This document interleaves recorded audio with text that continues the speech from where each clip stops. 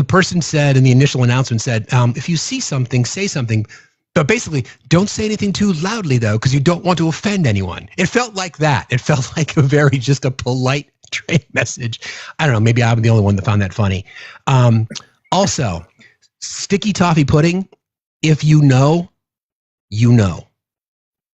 I'm just gonna leave it right there. If you know, if you've ever had the pleasure or the life-changing experience to experience sticky toffee pudding, then, and do yourself a solid, don't try to make it.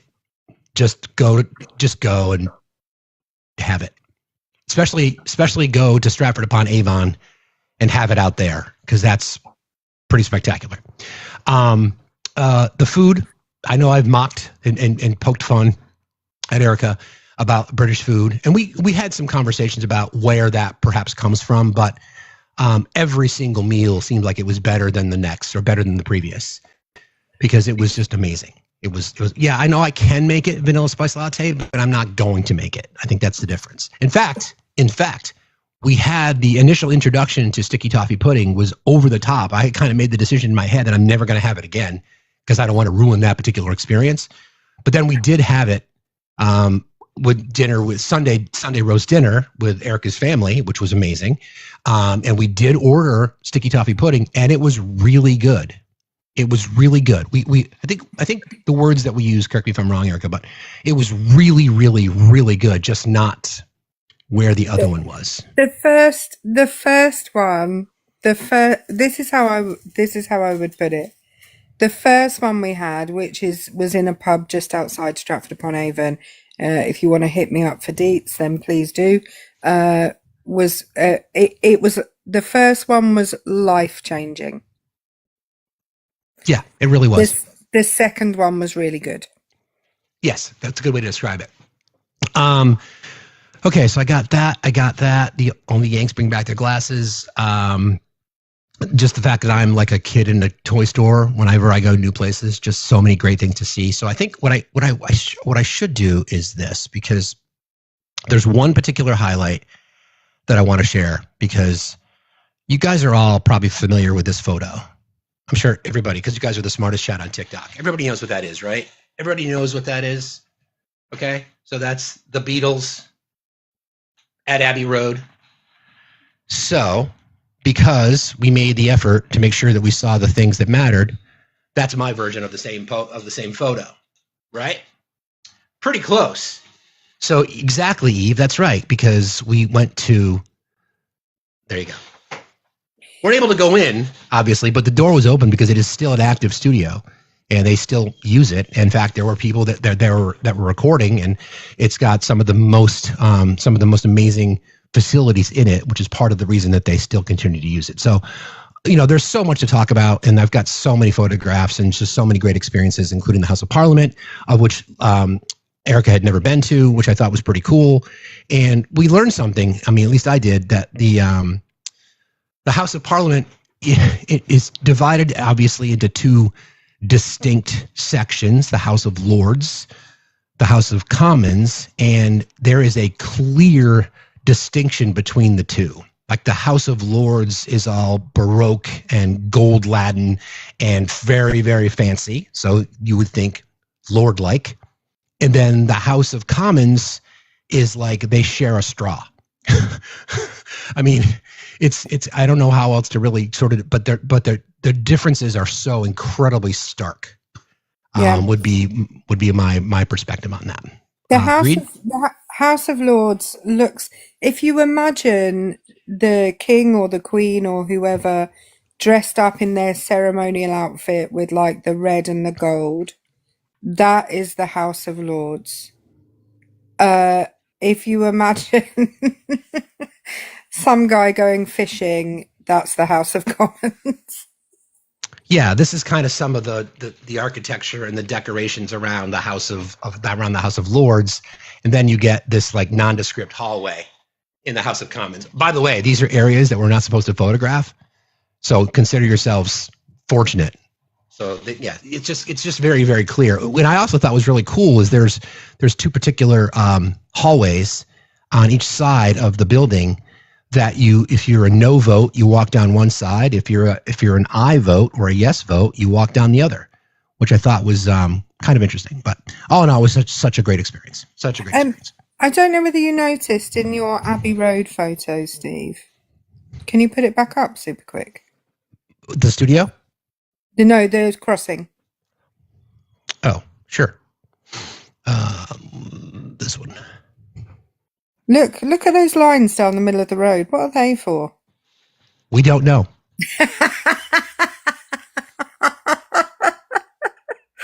Nobody knows, including you. When I first, I think they're saying you can't stop. But everybody stops. But everybody stops. No. I mean, you can't like park on the side of the road. But one of the first videos, I've filmed videos from my car quite a lot and send them to Steve. And the first thing he commented on was, what are those wiggly lines in the road? It's true. It's very true. And then the last photo I'll show you before we get into kind of this show today is, this is just my summer cottage. I mean, they call it Buckingham Palace, but it's just really, it's Steve's summer cottage. So yeah, and all these people I invited over for the barbecue, but nobody brought brisket. So yeah, so it was wild. It was great. It really was great. When we got to Buckingham Palace, because we went to see Changing of the Guard, when we got there, the sky was beautifully blue with hardly any clouds in it. And 10 minutes after getting there, that was the sky, the moody clouds. It's very, very true. It's very, very true. So again, thank you for your wonderful hospitality. It was quite a trip. All right. So anything you wanted to comment? Anything that I stood out that I should mention to folks who might have questions about just your amazing country? Somebody in the comments asked if you'd had a Greg's sausage roll. Did you have a Greg's sausage roll? Yes, I did. Life-changing. Did you have a Nando's? I did. I had a cheeky Nando's. Yes. You did have a cheeky Nando's. Yes, I did. Yes, I did indeed. Yes, I did. And we had a cream tea. Had that too. In the House of Commons, which was remarkably cheap, I have to say. It was. But we just had a great time and we just did so much stuff. It was full. The schedule was full. Beans on toast? Yes. We went to the theater twice. Yep. Here. We went to the theater twice. It's not just, let's call it what it is though. We went to, this is Stratford upon Avon. This is Bill Shakespeare's house that we got to see. And Bill's here someplace. There's Bill. And then, we saw, Titus Andronicus in a theater near the Royal Shakespeare Theatre Company. I have a picture someplace, don't I? Yeah. So this was sort of the inside of the theater. I mean, I got permission from all these people to show their pictures. Just want to let you know. It was great. It was just, we're both theater nerds. So, there you go. It's cool. It was very cool. It was really good. Really good. Yep. So, but I'm going to drop down because I have to take, the one other thing, I have to take Buzz to the vets. How did you get on with Buzz, Steve? Eventually he loosened up, right? Took him a little moment, but hold on a second. Took him a moment, but he eventually loosened up. He kept pretending Steve just wasn't here and looking in the other direction. Yeah, he gave me the side eye a few times. Yeah. That's for sure. Anyway, I'm gonna go. I know I can see your face now, but I miss your face. I appreciate you. Thanks for your kindness and hospitality. Let me know how it goes with Buzz. I will do. I'll talk to you later. All right. Talk to you later. Bye. Okay. So it was a great trip. And then I've got tons of things that are just still in my head, but back to the show. So before we get into this sort of today, I just think there's a few things that we should obviously sort of, attempt to cover off on because there's just so much happening. I think the biggest news obviously was the news from a lower court that ruled against Trump in regards to the tariffs, and then the appeals court heard the case and put out a stay. So we've already seen MAGA celebrating. All a stay means is that things stay as they were until the case can continue to go through the legal system. So that's what a stay means. Like, it stays right there. So it's not a win or a loss. We now have a court injunction, which I find fascinating, because every single time that the courts do their job, which again speaks to this whole issue regarding freedom, the freedom of the judiciary in our country is certainly, we assumed, right, that we had, the judiciary has freedom to act. Of course, now, anytime a decision is made against the current administration, it becomes this political weaponization. But anyway, they made a decision. And then Peter Navarro, don't forget, Peter Navarro is the guy that's literally behind the entire, Ron Vera is behind the entire tariff push anyway, has gone out publicly, and this is what he had to say, because I think it's fascinating when you hear how, I'm not even sure the way to describe it, but just, well, you can speak for it speaks for itself. So hang on a second. So the Federal Appeals Court paused what's referred to as a seismic ruling, because it really kind of is, right? It's a court. This court specifically deals with things like this. Now, there are courts across the country that are dedicated to particular things, right? In this case, it's this court who's responsible for international trade, all these kinds of things that are now impacting the key legislative agenda of the Trump administration, which are tariffs. Oh, by the way, and tax breaks for the rich, and we can talk about that, and taking food out of kids' mouths. But so Peter Navarro wasn't having it. So this is what he had to say when asked about it. Just listen to the way in which they respond. Anytime you get a court decision you don't like, you and your colleagues come out here and rail against rogue judges. Wait, who is this guy? Tell me who you are, sir. I'm Andrew Feinberg. I work for The Independent. Sir. Okay, so that is such a biased question. That is not a journalist question. That was like an op-ed, sir. What? So I don't even respond to that. Who else has got an intel? Yes, ma'am. So listen again. Every time you get a court decision you don't like, you and your colleagues come out here and rail against rogue judges. Wait, who is this guy? Tell me who you are, sir. I'm Andrew Feinberg. I work for The Independent. Sir. Okay, so that is such a biased question. That is not a journalist question. That was like an op-ed, sir. So I don't even respond to that. Who else has got an intel? Yes, ma'am. So instead of addressing the question, which was like, every time, again, this is the issue. Every time the court does what courts do, you look at evidence, you evaluate the circumstances based on the rule of law, based on the Constitution. Every time, and I think it's like 97 or 98% of the time so far, the courts have ruled against the Trump administration, right?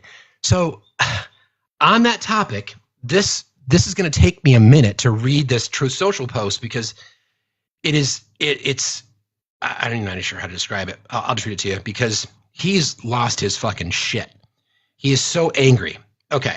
All right, here it is. Hold on. The U.S. Court of International Trade incredibly ruled against the United States of America. No, they ruled in support of the Constitution, because that's their job. They ruled against the United States of America on desperately needed tariffs, but unfortunately, the full 11-judge panel on the U.S. Court of Appeals for the Federal Circuit Court just stayed the order by the Manhattan-based Court of International Trade. Where do these initial 3 judges come from? How is it possible for them to have potentially done such damage to the USA? Is it purely a hatred of Trump, in all caps? What other reason could it be? I was new to Washington, and it was suggested that I use the Federalist Society as a recommending source on judges. I did so, openly and freely, but then realized that they were under the thumb of a real sleazebag named Leonard Leo. We'll get back to Leonard in just a moment. A bad person who, in his own way, probably hates America and obviously has his own separate ambitions. He openly brags how he controls judges and even justices of the United States Supreme Court. I hope that is not so, and don't believe it is. In any event, Leo left the Federalist Society to do his own thing. I am so disappointed in the Federalist Society because of the bad advice they gave me on numerous judicial nominations. This is something that cannot be forgotten. With all that being said, I'm very proud of many of our picks, but very disappointed in others. They always must do what's right for the country. In this case, it is only because of my successful use of tariffs that many trillions of dollars have already begun pouring into the USA from other countries. Money that, without these tariffs, we would not be able to get.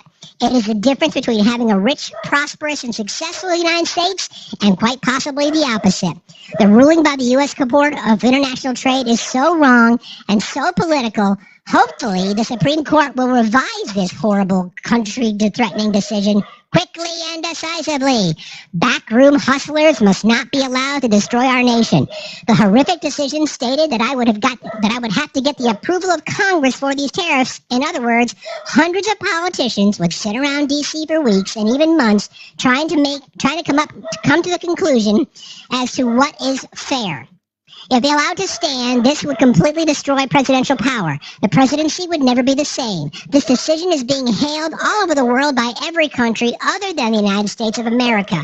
Radical left judges, together with some very bad people, are destroying America. Under this decision, trillions of dollars would be lost by our country, money that will make America great again. It will be the harshest financial ruling ever leveled on us as a sovereign nation. The President of the United States must be allowed to protect America against those that are doing it economically and financially, doing us harm. Thank you for your attention to this matter. Unbelievable. Hold on. Okay. So let's talk about, first of all, Leonard Leo is the guy that was bribing Clarence Thomas. Leonard Leo is the guy that prepared the list of Supreme Court nominees for Donald Trump. Brett Kavanaugh, Amy Boney Carrot, Neil Gorsuch, along with others. Donald Trump has praised Leonard Leo numerous times. So now he is looking for ways to deflect. The 3-judge panel in Manhattan, 1 judge appointed by Ronald Reagan, 1 judge appointed by Barack Obama, 1 judge appointed by, guess who? Donald Trump. So all of a sudden, just like that question that was asked by the reporter, here's the quote again. Every time you get a court decision you don't like, you and your colleagues come out here and rail against rogue judges. Wait, who is this guy? Tell me who you are, sir. I'm Andrew Feinberg. I work for The Independent. Sir. Okay, so that is such a biased question. That is not a journalist question. That was like an op-ed, sir. So I don't even respond to that. Who else has got an intel? Yes, ma'am. Okay, and then Triple K Caroline, she had a very similar reaction when she was asked about this too. I've got her quote too. Hold on, where is she? Do I have hers? Do I still have that? Everybody, please keep tapping and sharing. Don't forget, we are crowdfunded, so if you want to help out, PayPal as well. Please join our team. Please consider subscribing. We're marching towards 300 subscribers.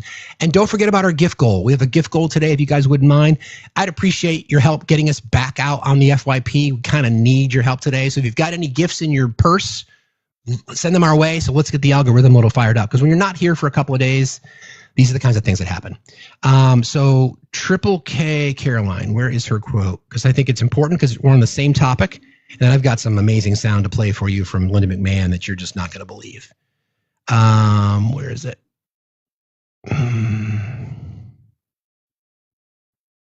Here you go.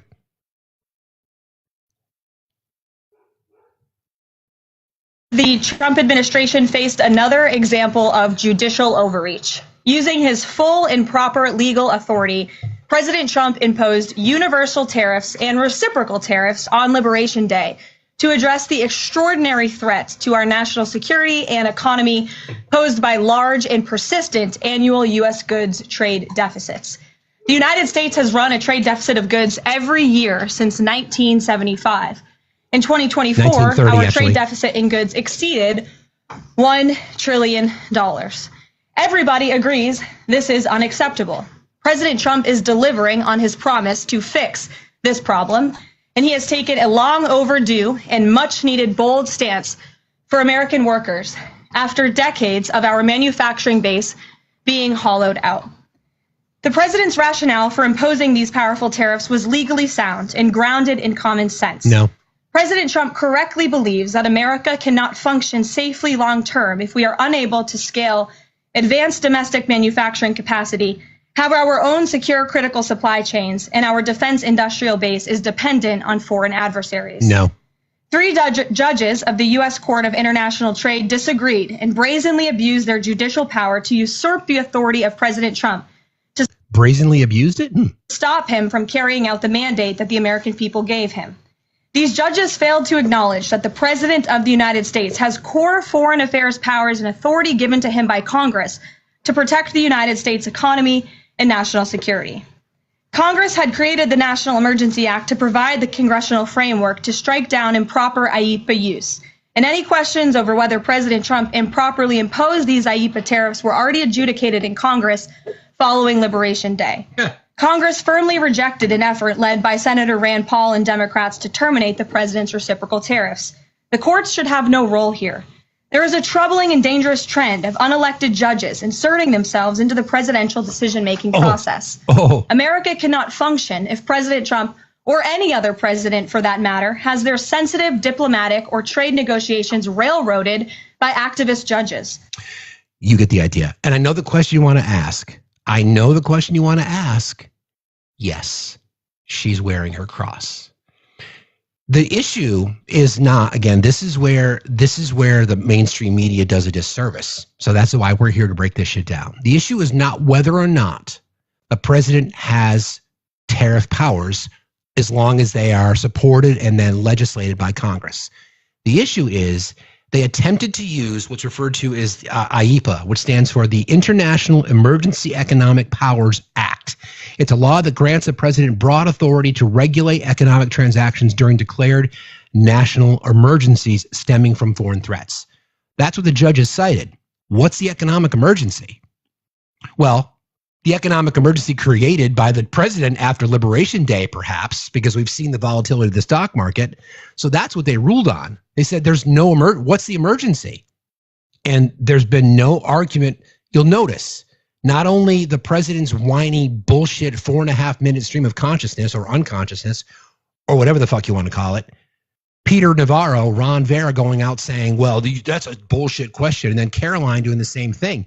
What's the emergency? Congress and their cowardice, they won't stand up. They're going to do the same thing. And then this goes back to the statement made by the president about Leonard Leo. Leonard Leo was praised by President Trump because of the names that he was given to put people on the bench, the Supreme Court in general. Okay. So, again, we're in a subwave, guys. We need 3 for the subwave. You guys can help us out. And we're marching towards, we need 30 to hit 200 so we can do our sub-only event. So this is kind of this is at the core of this entire thing to me. I was thinking about this on the plane. This entire thing is about the core of the MAGA belief set. Like we've said all along, the chaos is the problem, right? It's the executive orders that they're writing. Thank you very much. It's the executive orders that they're writing that they're attempting to oppose. Thank you, Jen. That they're attempting to oppose that we know are not constitutional. We know that they're not. We know that the judges, for the large majority of the time, have ruled in support of the Constitution, not the EO.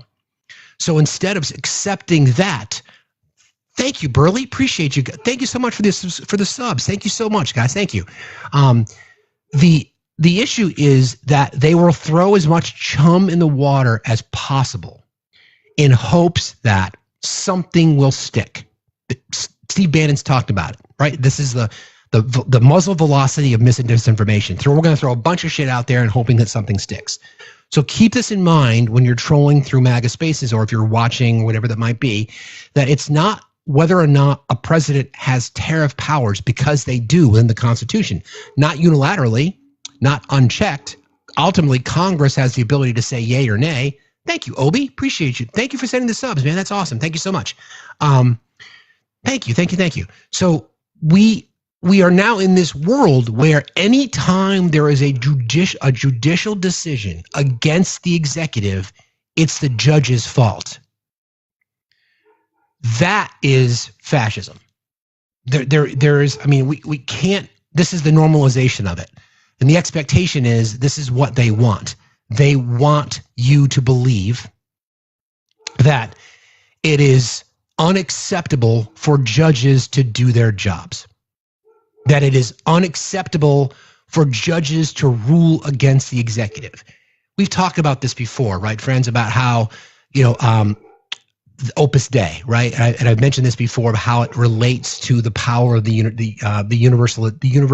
unitary executive, meaning that under the Opus Dei movement, in case you've never heard me talk about it before, it is a far right wing, predominantly within the Catholic Church. Bill Barr and a few other names that you would recognize are part of Opus Dei. Clarence Thomas being another. The idea, and then that made it to win Obi, big win. Hearts in the chat for Obi. Thank you, friend. The idea of the unitary executive made its way into Project 2025. In fact, it's all over Project 2025. So we're going to give, what they want to do is they want to give more power constitutionally to the executive. And if you think about it, in our system of government, the executive has the least amount of power of the three. If you think about it, I mean, you can make the argument. You could make the argument either way, I suppose, but really what the president's role is, obviously, the veto power and the commander-in-chief. It's the legislative body with enough support that could override the veto. It's the judicial body that can say what you're doing is unconstitutional. So why would we want an executive to have monarch-like powers, considering the founding of our country was based on we don't want that anymore? So here we are. So let's criticize the judges when they rule against us. I don't know the way back from this, quite frankly, because part of the conservative movement, especially in the days of Trumpism, is to diminish the power of the courts. Everything becomes a witch hunt. Juries become corrupted, judges become bought off. Judicial rulings, even by Trump-appointed judges and or conservative judges, in cases where they're surprised that they're getting a ruling against, all of that is corruption. It's not the corruption from people selling pardons, right? Or inviting massive donors to these meme coin dinners. I don't know if you got, by the way, I'll pivot real quickly, but there was all this reporting about this, the invitation. You guys know a select number of invitations went out to high-priced donors to pay for exclusive access to the president, of which they never got. And then this was the plate of food that they got for like $200,000. This was posted by somebody who was over there. Piece of filet, some carrots and squash, creamed potatoes, and whatever the hell that is. Oh, that's a piece of fish. And then some mashed potatoes. And again, so the corruption exists within the administration. And just to make sure that everybody else is aware of the fact, we're going to blame everyone for decisions made against us. So, yeah. All right, one more thing I want to kind of get to, and then we'll kind of pivot back onto other stuff before we get into the topic today about freedom, because I've got an interesting breakdown for you. And my belief is that the freedoms that we think we have, we've been told that we have, but around 30% of Americans have never left the country. And those of us that have been fortunate to do that, whether it be through, children of, Army brats, or travel around the world, or just be in a fortunate position to be able to travel, you can see that there are other elements in the world or other countries in the world that have far more freedoms than we do. But I'll get back to that in a second. Okay, so you guys perhaps by now have seen this image. This was posted on Trump's Truth Social. He's on a mission from God, right? Nothing can stop him. Nothing can stop what's coming. Now, what many of you may not have seen is what's hiding in the corner of this picture. You probably have seen it, but I'm not sure. Have you seen this? I circled it for you. So again, this is from this picture. Okay, this is the picture. It's still there. I just checked. It's still on Truth Social. Okay, it's still there. And this right here in the corner, okay, obviously, it's been added. So we know that it's been added. Do you guys know what that is? Does anybody know what that is? I'm going to tell you because it's a bit disturbing. So this is from the Anti-Defamation League. It's Pepe the Frog, right? Greg's hooking me up with something. What's he got?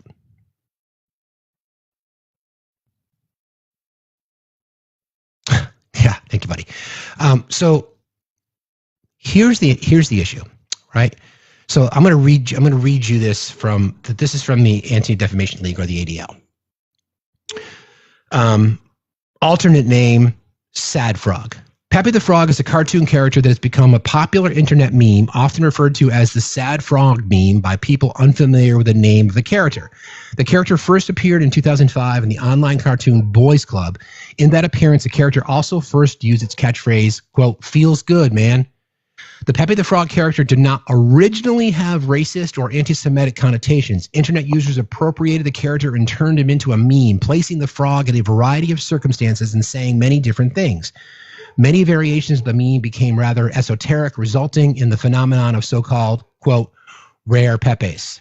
The majority of uses of Pepe the Frog have been and continue to be non-bigoted. However, it was inevitable that as the meme proliferated in online venues such as 4chan, 8chan, and Reddit, which have many users who delight in creating racist memes and imagery, a subset of Pepe memes would come into existence that centered on racist, anti-Semitic, or other bigoted themes. In recent years, with the growth of the, quote, alt-right segment of the white supremacist movement, a segment that draws some of its support from some of the above-mentioned internet sites, the number of alt-right Pepe memes has grown exponentially, a tendency exacerbated by the controversial and contentious 2016 presidential election. Though Pepe memes have many defenders, the use of racist and bigoted versions of Pepe seem to be increasing, not decreasing. So the question I have for you, all right, and this is the argument, this is what we're going to hear, okay? What we are going to hear is that someone just made this post, and you guys are focused too much on the fact that Pepe's in here. Logic should tell us that the fact that there's no denying that there are alt-right connections to the Pepe meme. There is no denying that. That exists. We know what it is. They know what it is. People in his administration know exactly what it is.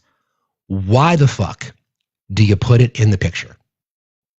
Why even take the chance? I know, because it's a dog whistle. It's a wink and a nod to the alt-right. There is no reason why the President of the United States, first of all, should be posting this. Thank you. Thank you so much. Thank you very much, you guys. Appreciate y'all. There's no reason that should be in there. None. It's a dog whistle. It's a call to arms. Whatever it might be. Stand back, stand by. Someone tried to defend that. And I think the argument that we're going to hear from the right is that we're taking it too far. Again, you want to post a picture? Go ahead and post a picture. We can just laugh at it like we always do. But last time I checked, you don't have cartoon meme frogs standing on a corner with nothing to do that's obviously been thrown into the picture. Why? Why do you do it? Other than saying, just want to remind everybody that we are white supremacists, and or we don't separate ourselves from the white supremacist alt-right movement, the red pill effect. BT Dubs, Andrew Tate and his brother just got charged for grape in the UK. Not sure if you heard that. So this is a question that I think demands answering. Why would that even be in there? And I want to see how the administration responds when they start to get asked these questions. I don't even know if they will. I have no idea if they will. If they're going to, I have no idea if they're going to be pressed with this question. But it is something that we need to make sure that they do not get away with, because that is crazy. All right. Sorry, don't want to battle you. All right, a few other things here. Actually, let me just jump in. So the topic today is about how it is my belief that we as citizens of the United States, and everybody, please, thank you to Obi and Obi's wife and our wife Jen for all your kindness and your subs. We're marching towards 13 subscriptions away from 200, guys. If we can get there, we'll schedule a sub only event. Also, don't forget there's a gifting goal. Consider joining our team, and don't forget we are crowdfunding here. So you like what we do here, please consider participating. Tapping is clapping, sharing is caring. We love you all very much. All right, so it is my belief that we have been told that we are the most free, the most free nation on earth, that our citizens have more freedoms than any other nation on earth. And ultimately, it's just not true. Now, there are things that we have as freedoms that other countries don't have. Like, for example, our freedom of speech. People can question it, but it is unlimited unless you call Donald Trump a pussy-ass bitch, apparently, but it is unquestioned. The UK, for example, has freedom of speech, but they also don't provide freedom for hate speech. Now, I wish personally that we could address hate speech better than we do. Question is, who's the arbiter? Who's the arbiter? For me to call Donald Trump a fucking fascist, is that hate speech, even though it's true? Would that be considered hate speech? And then who's the one to monitor it? So I get it. So that's a little dicey. But other countries have freedom of speech as well. It's not like we are the only nation that has it. Ours is just, I guess you could call it unfettered, right? So I'm just going to go through the list. I compiled some things. I did a little bit of research through the ADL. I did some comparisons to other nations around the world. I had a lot of time on the plane to do a lot of this. By the way, if you want to fly internationally, JetBlue, I'm not endorsed. JetBlue was a pretty good option from Boston to Heathrow. Free food, free cocktails, free snacks, warm blankets, good headphones, good streaming services, and really good Wi-Fi. Just saying. Thanks, Monitor. Appreciate you. All right. U.S. has some of the strongest protections for free speech enshrined in the First Amendment. We just discussed that. U.S. constitutionally separates church and state with strong protections for religious freedom. On the surface, yes. On the surface, again, to the theme here, we're told that we have the most freedoms when it comes to things like that. Putting it in practice and or actually exercising it is a different story. What's this thing up here? There's new things like on the screen that I haven't seen. What is that? I'll do that later. Okay. And then the right to bear arms. So that's sort of the biggest one. So I think when people talk about the freedoms that they have, I think most people who are hardcore Second Amendment supporters believe that because of that right enshrined in our Constitution, that we have more freedom than anyone else. Unique among developed nations, our Second Amendment provides constitutional rights to own firearms. Can be questioned. We can debate. We can't debate the history. We can debate the intent. We can debate the execution, that it's actually the state that grants you your rights and not the federal government. Anyway, Eric and I were talking about this as we were walking around Buckingham Palace. AKA Steve Summer crib, and didn't have to. There was no metal detectors to walk through. There was no security like that. You saw members of the law enforcement packing heat. Oh, by the way, one more picture to show you. I thought this was kind of cool. So as we were walking around London, and I'll get it because I asked this question. If you look closely down this street, so this is Downing Street. This is number 10 Downing. So right there is the Prime Minister's house. And then there's security. So here's a gate. And a stupid entitled American, I'm like, hey, can we walk by Downing Street? She looks at me like, what are you, stupid? So, that's number 10 Downing Street right there. So again, security at the gate. But back to the freedom issue. So the freedom that sort of separates us, at least in my opinion, in the mind of many right-wing voters, is that we have the right to keep and bear arms, which then allows us as a citizenry to fight back against the tyrannical government, blah, blah, blah, blah, blah. Right? So I think that's really in their mind. I think that is what they believe. And I think just as the populace, thank you, Obi, we have been told that we have more freedoms than any other nation. Thank you, guys. Thank you so much. All right. So that's personal freedoms. Now, could you make the argument that the United States the citizens of the United States have more personal freedoms than other countries? Let's think about that for a second. Could you make that argument? I think you could make that argument, but there are conditions.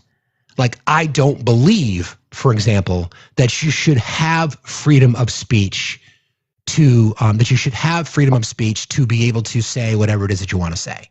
I don't believe that. I think hate speech should be something that should be reconsidered in regards to freedom of speech, right?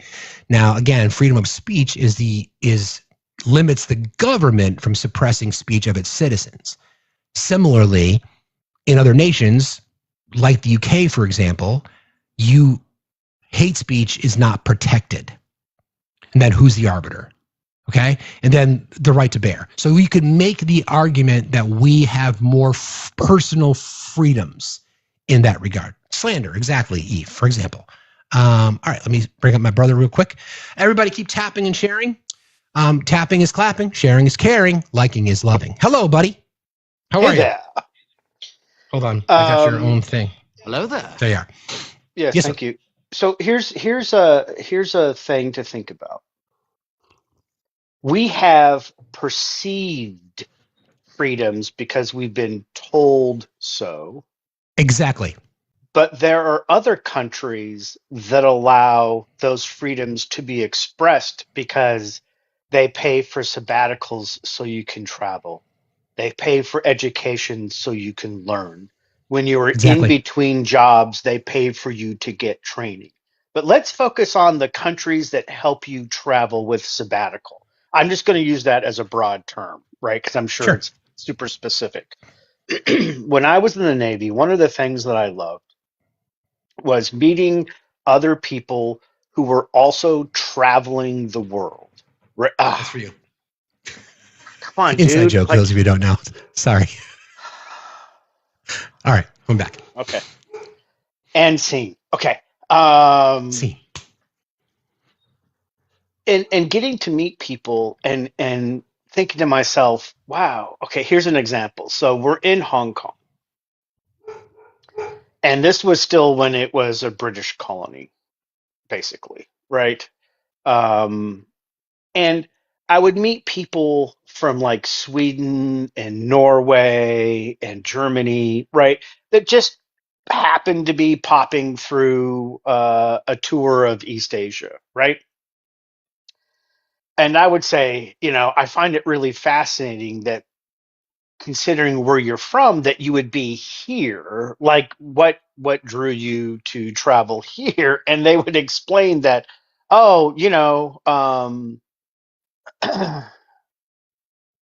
I just finished university and I had an opportunity to travel and the government gave me that opportunity, so I took it. Now I want you to think about that, right? So maybe from that particular country, they don't have the same perceived freedoms that we have, but what they did receive was something we do not do in the United States. We never help people express their freedom, ever. We never provide opportunity to enjoy the freedom, ever.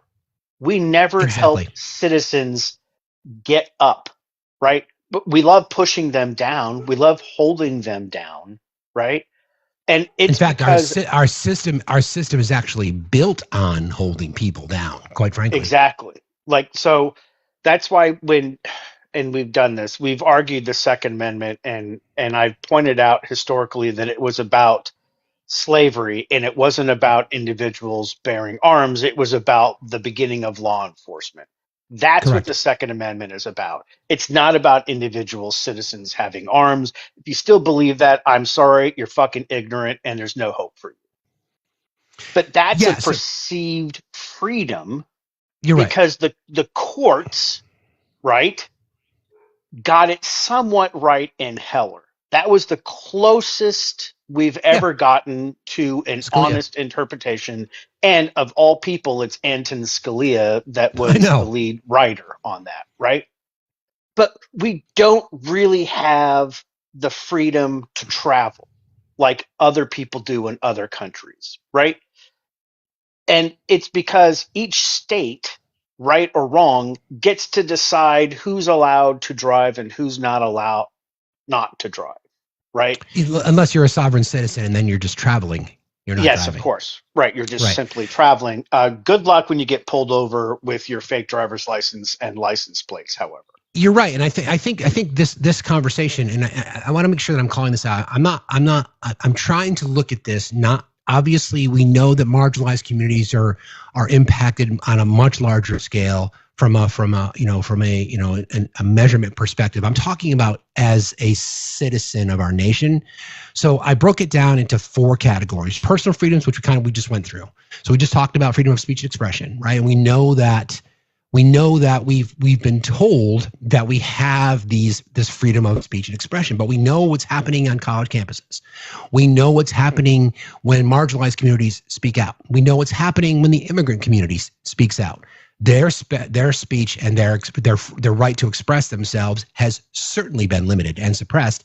And in particular, on college campuses, if we talk about the ability to petition your government and or peacefully protest. So we know those rights will be taken away and then will be confirmed. So then we get into economic freedoms. So entrepreneurship and capitalism, for example. The U.S. ranks high in business freedom. I think you can make the argument that that is true. That is true. Again, within the system that we have, we certainly know that corporate power is promoted and labor power is suppressed. And it is very difficult for small business owners to continue to open businesses here without the ability to have access to capital. We know that. Regulatory environment. This is an interesting one because this is a point of contention between people who want to introduce regulations to keep corporations from continue to get richer and richer and richer and richer and richer. We know what happened from every recession that we've been through in modern times, and when you deregulate banking industry, financial services industry, whatever it might be, that leads to bad actors doing bad things. So while business friendly in many areas, other countries like Singapore, New Zealand, and others rank higher in economic freedom, not because they have fewer regulations, but they regulate the right way. And then wealth disparities. U.S. citizens face higher levels of income inequality compared to many developed nations, which can affect economic opportunity. I think that goes without saying. So again, personal freedoms, you can make the argument that we may have more, depends on how they're applied. Economic freedoms, we certainly do have the perception of the American dream, that your hard work will lead to success, that you too can be a billionaire. There's that messaging, right? We know that that's not true. So I don't agree that we have more economic freedom than other countries on earth. And again, I think it depends on what that means to you. If you have capital, you damn fucking right you do. If you've got wealth, absolutely. It's not even close because we have to depend on capitalism. Here's an example. Study after study shows that women entrepreneurs, I'll put that in quotes, have I think it's like a 70% rejection rate when going to the VC community to be funded for projects. Right? I read that too. I think you're right. That number's pretty close. And if you're a person of color, fucking forget it. It's like, rub your hands together because that might produce something faster. Right. And I think this is what's important too, is in the micro of these is where we find that we don't have freedoms. And when I talked about travel, what I should have also added is I didn't know about sundown towns until I was probably well into my 40s. And when I learned about that, I was like, wow, I didn't know those were a thing. And then when the gentleman told me, he's like, there's still a thing. See, and so therefore because that hasn't been fixed for one section of the population, it's not fixed for all of the population. Therefore, it is not better, right? Correct. Because perception versus reality in the United States is different. And I need to shut up because I just realized who has joined us here, and I have a funny feeling she has something to say. Good morning, friend. How are you? Good morning. Hello, Obi. Steve, we missed you. Thank you. Missed you guys too. Appreciate you very much. I thought Obi is correct. I thought I'd pop up here and do a quick little regularly scheduled mod announcement for the chat. Do it. Well, good morning. Y'all know that I'm here with that highly anticipated eagerly awaited recent return to present, back by popular demand, post a plethora of pleas, our political propaganda pugilist. And he's usually here every day with that fiery feral fist for freedom, bringing you facts over feelings, because facts still matter, and they always will. So, if you have the means, let's help Fax meet his gift goal in subwaves. You can find the pay apps in the link tree of his bio, as well as the Fax HQ and Discord link. You can reach the HQ via FactsStillMatter.site, and you can view all the new merch that's in there. As Steve mentioned, we are marching towards a sub-only event. I have a little summer fun merch raffle planned for the month of June. All active subscribers on both TikTok and the Fax HQ will be entered in the raffle for a free t-shirt or coffee mug of your choice from the Fax merch store.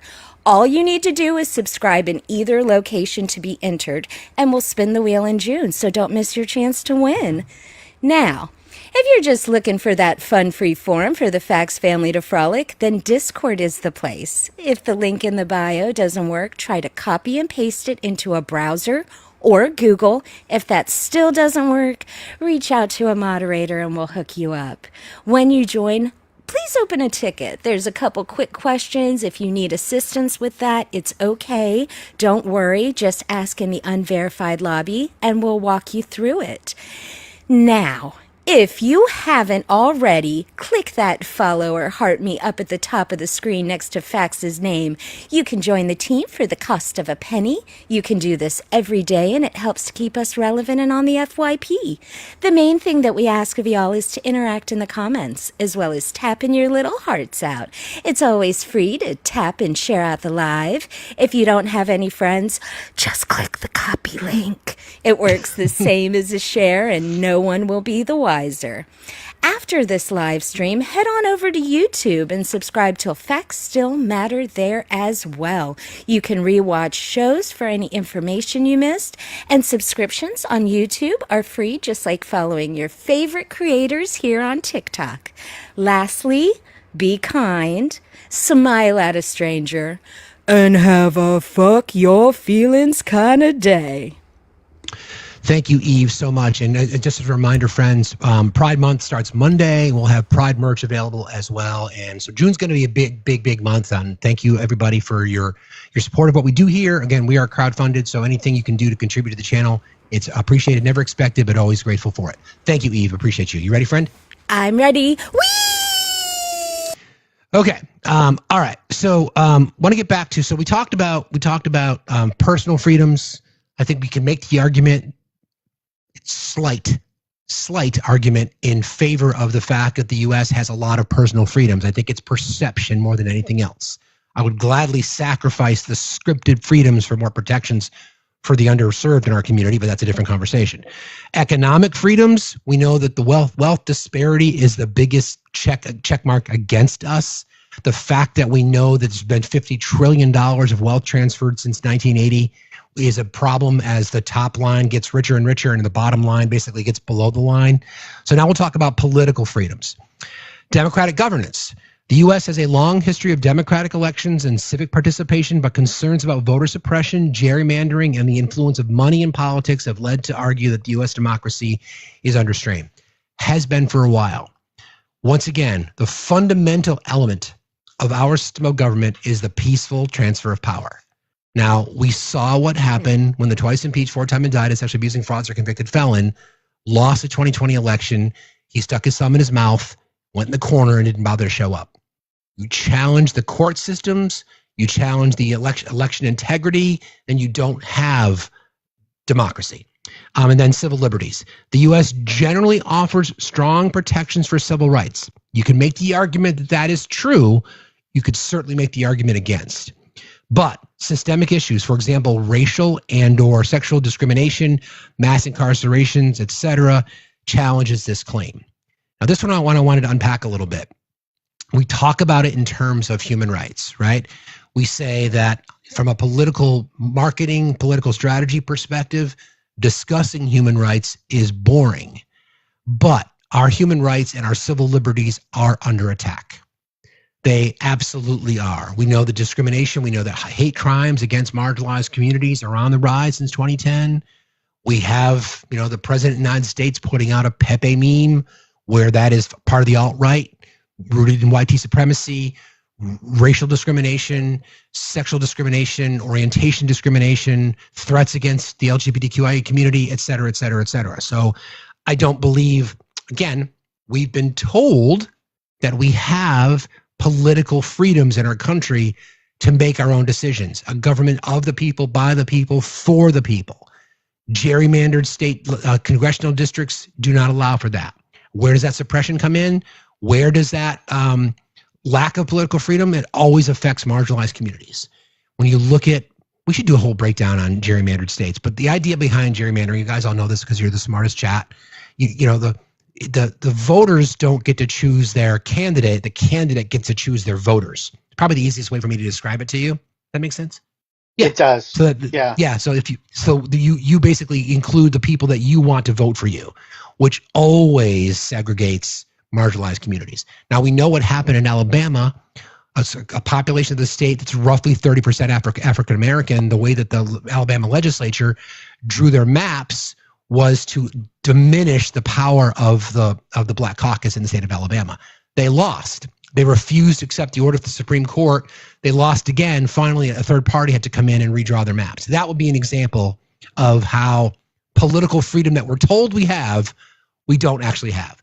Citizens United is another example of how we were told that we have this freedom of our elections, not when there's dark money in politics. Another example.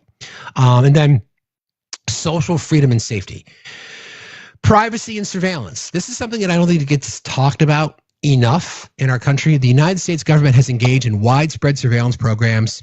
The NSA, from the Patriot Act, it probably goes back prior, it goes back to the McCarthy era, but we can really talk about it in terms of the Patriot Act that argue infringe on privacy. I don't think there's an argument. It does infringe on privacy. I mean, let's be real.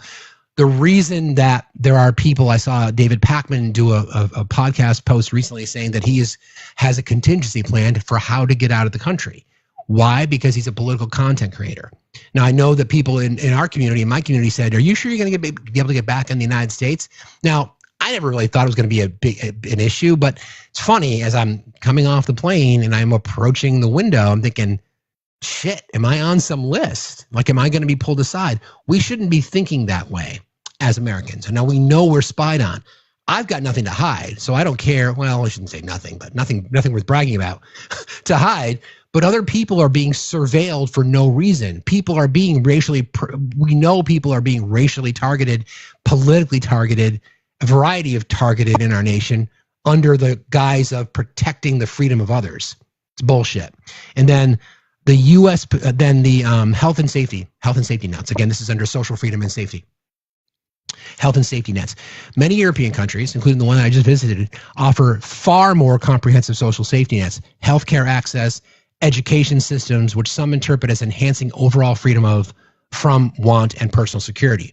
When Eric and I were traveling on one of the trains that we saw, this was a sign that we saw posted. And I think I'll share it now because I think it's worthwhile to say. Millions got a pay raise. National minimum wage, living wages went up on the 1st of April.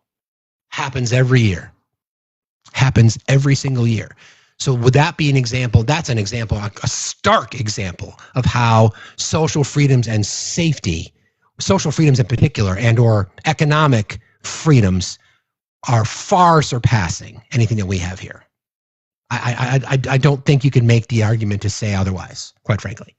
That's a big one to me. And well, you can't and be genuine. Exactly. And I just thought of a political thing that just popped in my head. In some states, citizens have initiated a ballot initiative, meaning they gathered the signatures, they got the votes to put it on the ballot. And Missouri, then the state Florida. legislator promptly, after it passes overwhelmingly, not only decides to not honor the ballot initiative that passed, they then try to, and in some cases do, pass rules that allow them to not honor the ballot initiative, whether or not it was passed by an overwhelming majority of their own citizens that voted them in, right?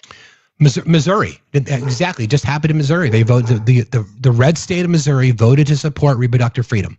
The citizens said, we believe in the right to protect women to make a decision with themselves and their doctor as to whether or not they want to pursue AB.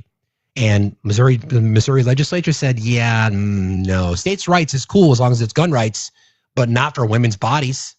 Same thing in Florida. Remember, the legislature changed the rules to say, instead of just a simple majority, we want it to be 60%. So this happens all the time. I think that's a really good point, Obi. Really, really good point. Okay, so then global comparison, all right? Countries like Finland, Norway, Denmark, Sweden, Australia, and others often rank significantly higher on the global freedom indices, such as the Freedom House or the Human Freedom Index. The Human Freedom Index is basically quality of life.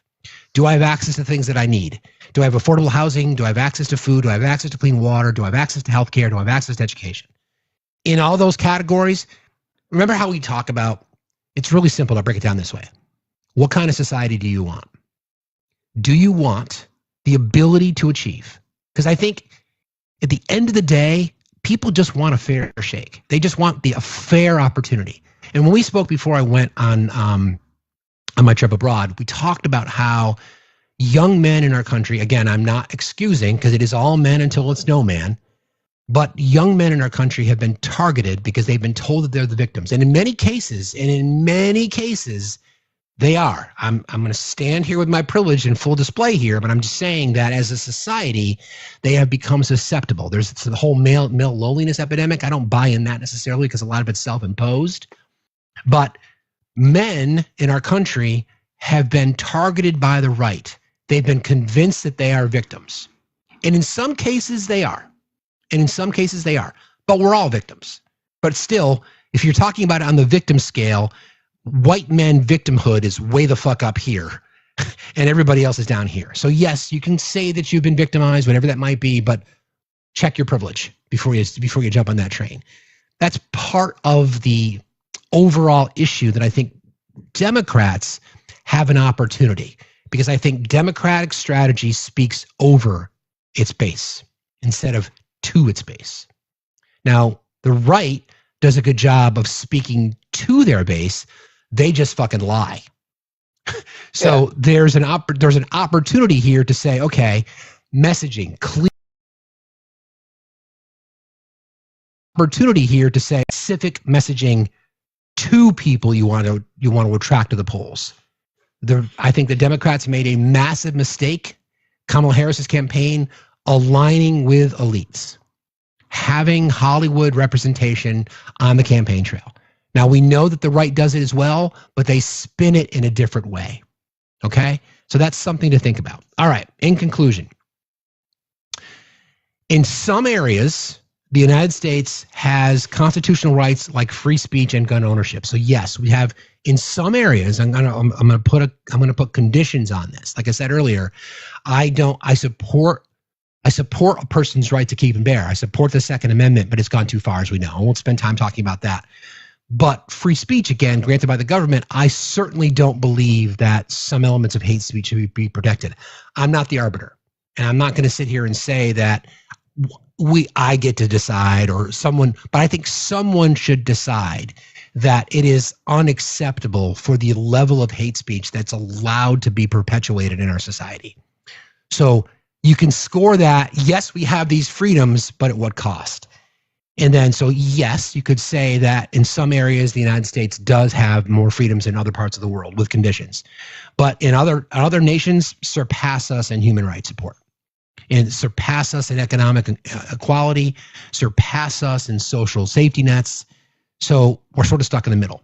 Now, where it gets really stark is when you start to compare us to some of these nations who score higher than us. In some cases, it's not even close. So when they talk about the Freedom Index or the Freedom House score, those are factors that are based on economic freedom, health and services freedom, quality of life indexes. These are all parts of these factors that we can consider. And again, this speaks to the kind of society that you want to have.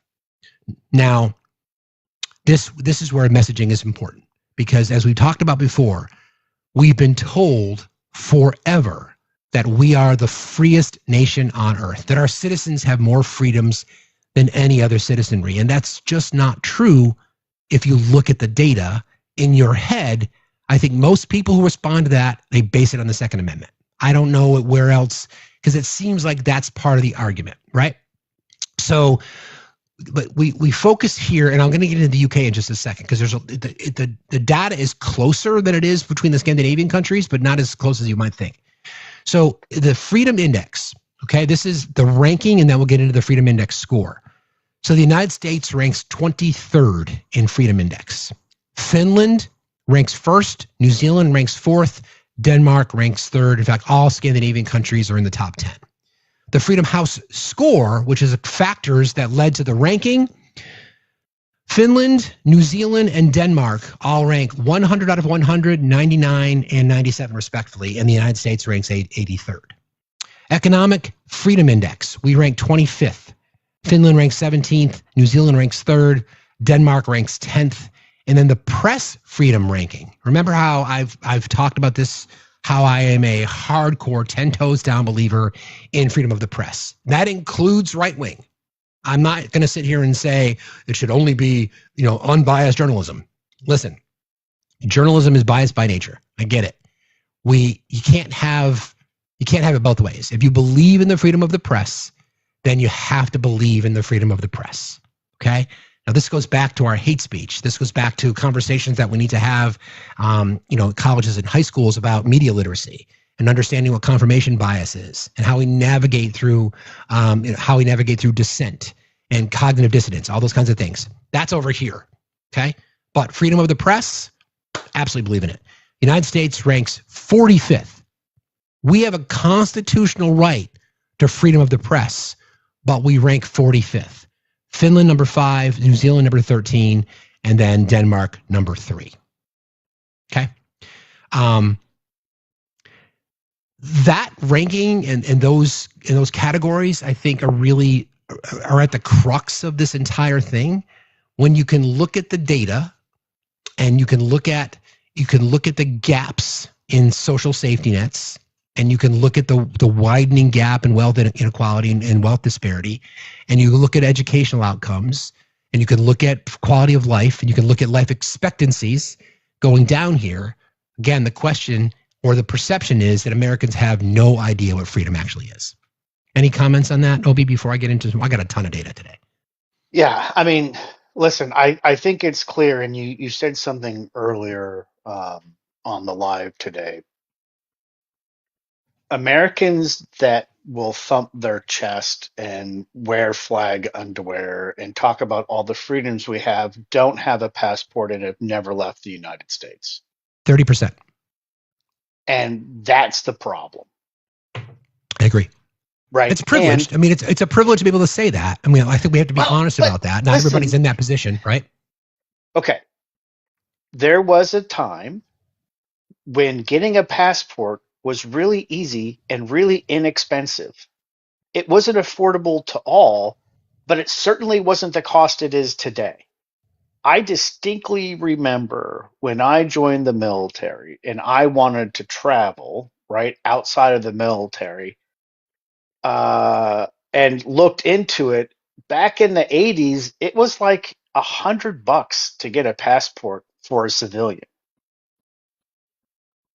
And it was pretty easy. You just showed up in maybe a week or two later, just showed up in your mailbox, right? We specifically make these things difficult so people can't, because we are a nation that is built solely on propaganda, not on facts. Exactly. It's exactly right. That's the whole premise of this today, right? It's that we've been told we have all these freedoms, and we do. We do. I think what most Americans want, and this seems so simple to say it, is just freedoms to do whatever the fuck it is that we want to do within the law. Right. To live our lives, right. To love who we want, to learn what we want, to pray to what we want or not want. And we don't want the government in our faces. And the right, the Freedom Caucus folks, the libertarian amongst us, whomever they may be, they keep telling themselves that that's what they want too. And yet every single day they support government intervention, as long as it aligns with their hatred towards brown-skinned people or their lack of support for a recognition for the LGBTQI community, in particular the trans community. This is the fight going forward. And we can certainly pick these things apart about how, for me, it's about education and healthcare. Like, you guys know that. Like, I overfund public education, pay teachers more, and guarantee healthcare to everyone. If those two things are the only things that we can accomplish before I leave this earth, then I will be happy, because that means generations following will be able to benefit in that success.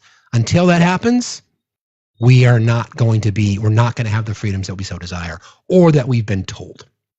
Okay. Kind of want to break this down now into strengths and weaknesses, right? So, U.S. strengths versus the United States weaknesses. Strong. Again, these things all have conditions. This is kind of just sort of how it went into my brain, and then we can pick them apart.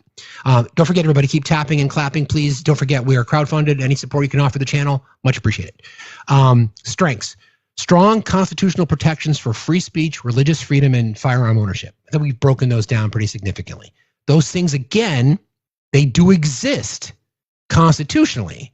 The question is, in practice, large and diverse economy with opportunities for entrepreneurship.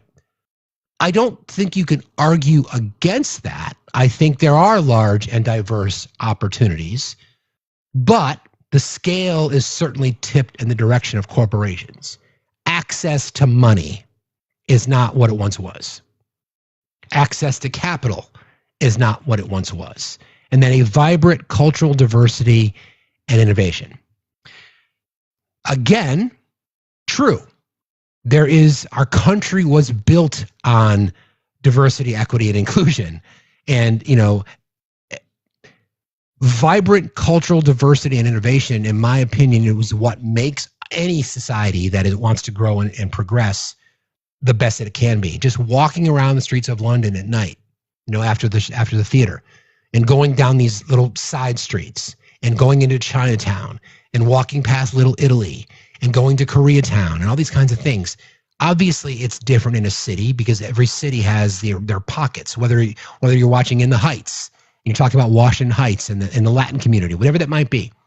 That is the strength of a society, because it brings in diversity. It brings in different opinions. It brings in different cultures. It brings in different experiences. That is something that should be embraced. The problem is when your country, our country, is built on white supremacy and the patriarchy, any type of peeling away the perception of white power is considered a threat.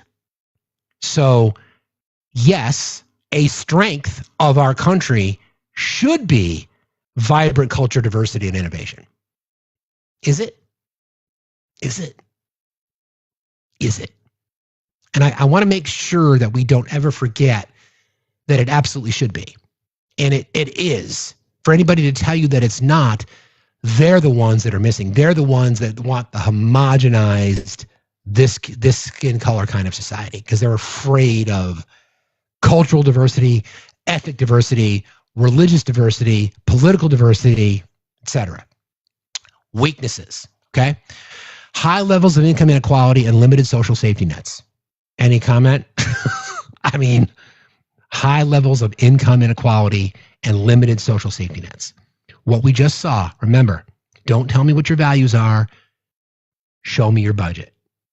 Okay? Make it harder for people to succeed. We don't want to address the minimum wage. We don't want to address healthcare. Not only do we not want to, politically speaking, expand health coverage, we want to cut it. Not only do we want to guarantee access for marginalized communities and the poor and those people who are struggling trying to make ends meet, food, we want to cut access to food. for children. Okay?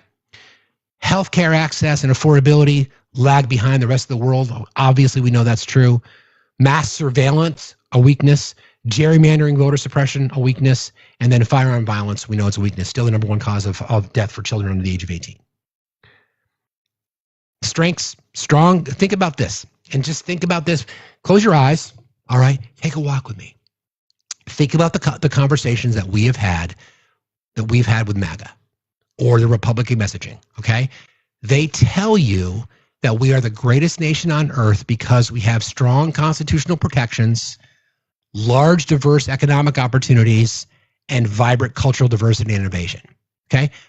The last one, I wouldn't agree that they tell you that, but they focus on the Constitution. They say, oh, these rights guarantee my freedoms, which makes us the best. They don't want to talk about cultural diversity and innovation. They don't want to talk about income inequality. They don't want to talk about healthcare access. They don't want to talk about mass surveillance. They don't want to talk about gerrymandered districts, and they certainly don't want to talk about firearm violence. And yet those things right there are what's holding us back. It's wild, right? When you really break these things down and you kind of look at it from a messaging perspective, the right messages away intently from the things that are holding us back as a society. They don't want to talk about the epidemic of firearm violence. They don't want to talk about income inequality.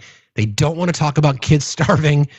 They don't want to talk about lack of health care. They don't want to talk about poor economic conditions. They don't want to talk about poor education conditions. They want to talk about states' rights, brother. I got my guns. I can fight back against the tyranny. They don't want to talk about that.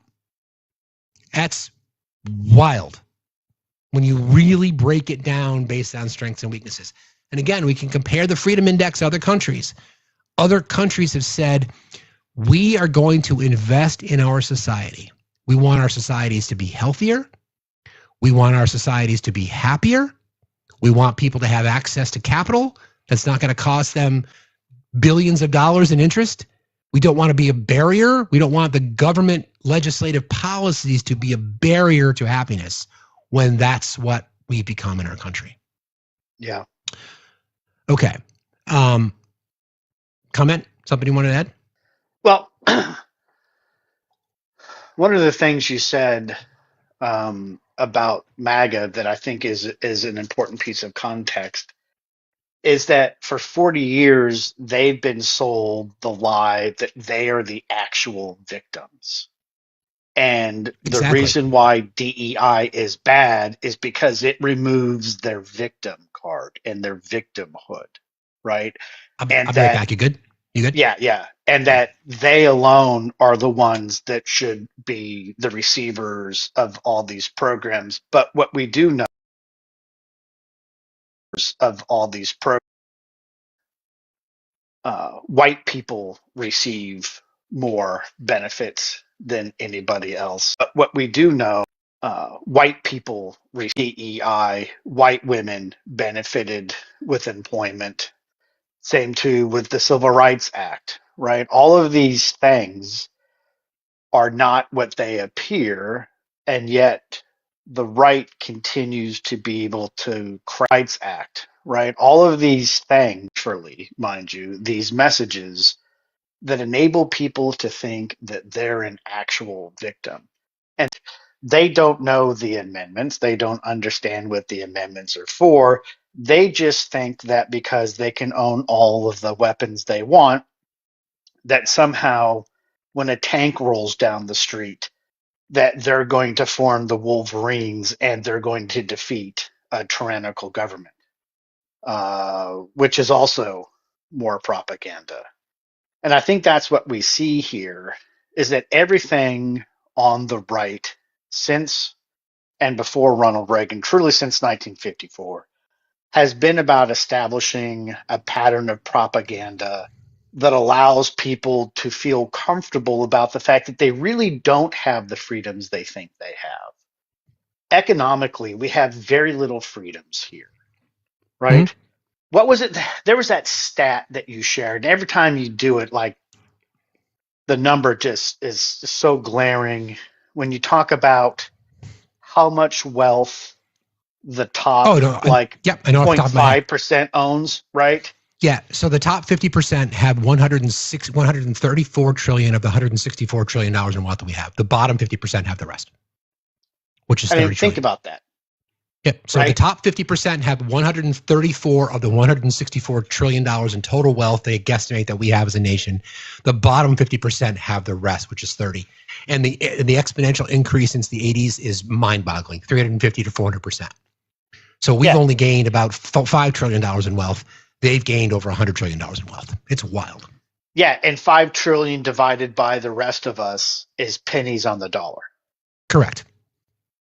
Right. So you might as well go out and collect soda cans and bottles and take them to the recycling center, because that's the only way you're going to actually see that money. It's not going to show up in your paycheck, because So Emily, you made a comment. You said Biden gave tax cuts to the wealthy and Trump is fixing this. Emily, if you have a question, Emily, I would be happy to bring you up and talk about that, because I don't think you have your data right, and maybe there's an opportunity for you to learn something. So I'm going to send you an invite, and maybe you can come up and we can have that conversation, because I think you're missing something, and we can talk about it right now. And we can, again, we're not going to. It's just data is really, really important. So I want to know what it is that you're basing that on. So if you wouldn't mind accepting the invitation, you can come on up and talk to us. But this is to your point. When we talk about freedoms, right? It's not just the ability to walk through your Walmart strapping, packing heat. It's not just about that. Freedom, as it's measured by the global indices, has to do with quality of life, right? End of the day, friends, I'm going to say this a million times today. What kind of society do you want? Do you want the government putting more and more barriers in front of you every single day? Remember, government exists because the private sector fails. That's why we have these programs. So if, for example, if private sectors, corporations by and large, offered completely affordable health care as a benefit to their employees, as opposed to it being something that is dependent on where you work, then you wouldn't need government to introduce ideas of things like Medicaid, Medicare, welfare programs. Those are just examples, right? We have government to fill in the gap. It's not perfect. It certainly shouldn't be run like a fucking business. We know that. So Emily, again, if you wouldn't mind accepting that invitation, we can come on up and talk about that. But it's, what kind of society do you want? Do you want a society where children can be fed? What a wild concept. that's crazy. Do you want a society where, listen, I believe that public education should be free. I really do. 1000%. I mean, higher education. I think it should be free. There's no reason it shouldn't be. There's no argument against it. It's to your point, and the point I've been making, the right wing, to their credit, if I'm going to look at this objectively as a marketing guy, it's been a brilliant series of messaging. Everybody is the threat except the people who are actually the threat. I want public education to be free. I want teachers to be paid wages that their school districts across the country that are recruiting them. I'm going to pay to recruit a person who just graduated with a degree in education from the University of Vermont. I'm going to pay them $100,000. I'm going to pay their expenses and their travel and their relocation to come to Seattle to teach. That's what we should have in our country. This is not anti-capitalism, although I've become a bit more anti-capitalist as I've gotten older. This is about opportunity. And what do we want? Why the fuck do we have kids in our country that are starving? Come on. Basic human rights. I don't want my kids to starve. I don't want your kids to starve.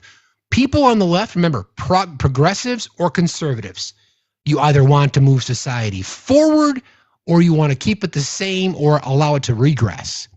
Why would anyone be opposed to making sure that every single child in our country has access to food? Make the argument.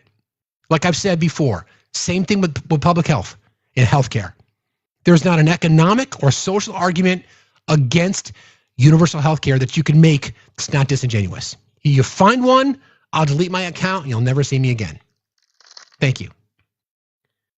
What kind of society do we want? Now the data tells us the world sees the things that should matter. Health and safety, income equality, opportunities, growth, education, public health. That's what the world values. And we don't. Why? Because we're told that our freedoms are based in our Second Amendment rights and the ability to say what we want with the government without the government suppressing our speech. That's fucked up. And That's other fucked up. countries don't allow an evangelical movement to embed itself into their politics. And that's Exactly. super important, right? Exactly. Because for all of these people that want to talk about, it's fraud, waste, and abuse, and the 2 meals kids get in school with breakfast and lunch, which is probably the only 2 meals they get, right? Well, we don't need to fund that, right? People need to pull themselves up by their bootstraps, right? People need to pray more, right? Ironically, what would Jesus do? I don't believe that Jesus, who was a first century Jew and most likely a rabbi, commie hippie, not a Christian, by the way, super important to remind them of that. And a socialist hippie. Yeah, commie hippie with brown skin. Yeah. He said the opposite, or has been purported to have said the opposite, based on the Gospels, right? So, where in any other country do you see a religious zealot movement, very akin to a cult, having this much power, right? But if you ask somebody who is a part of this cult-like religious movement, they can never square their supposed Christian values because they think it's American values. That's the problem.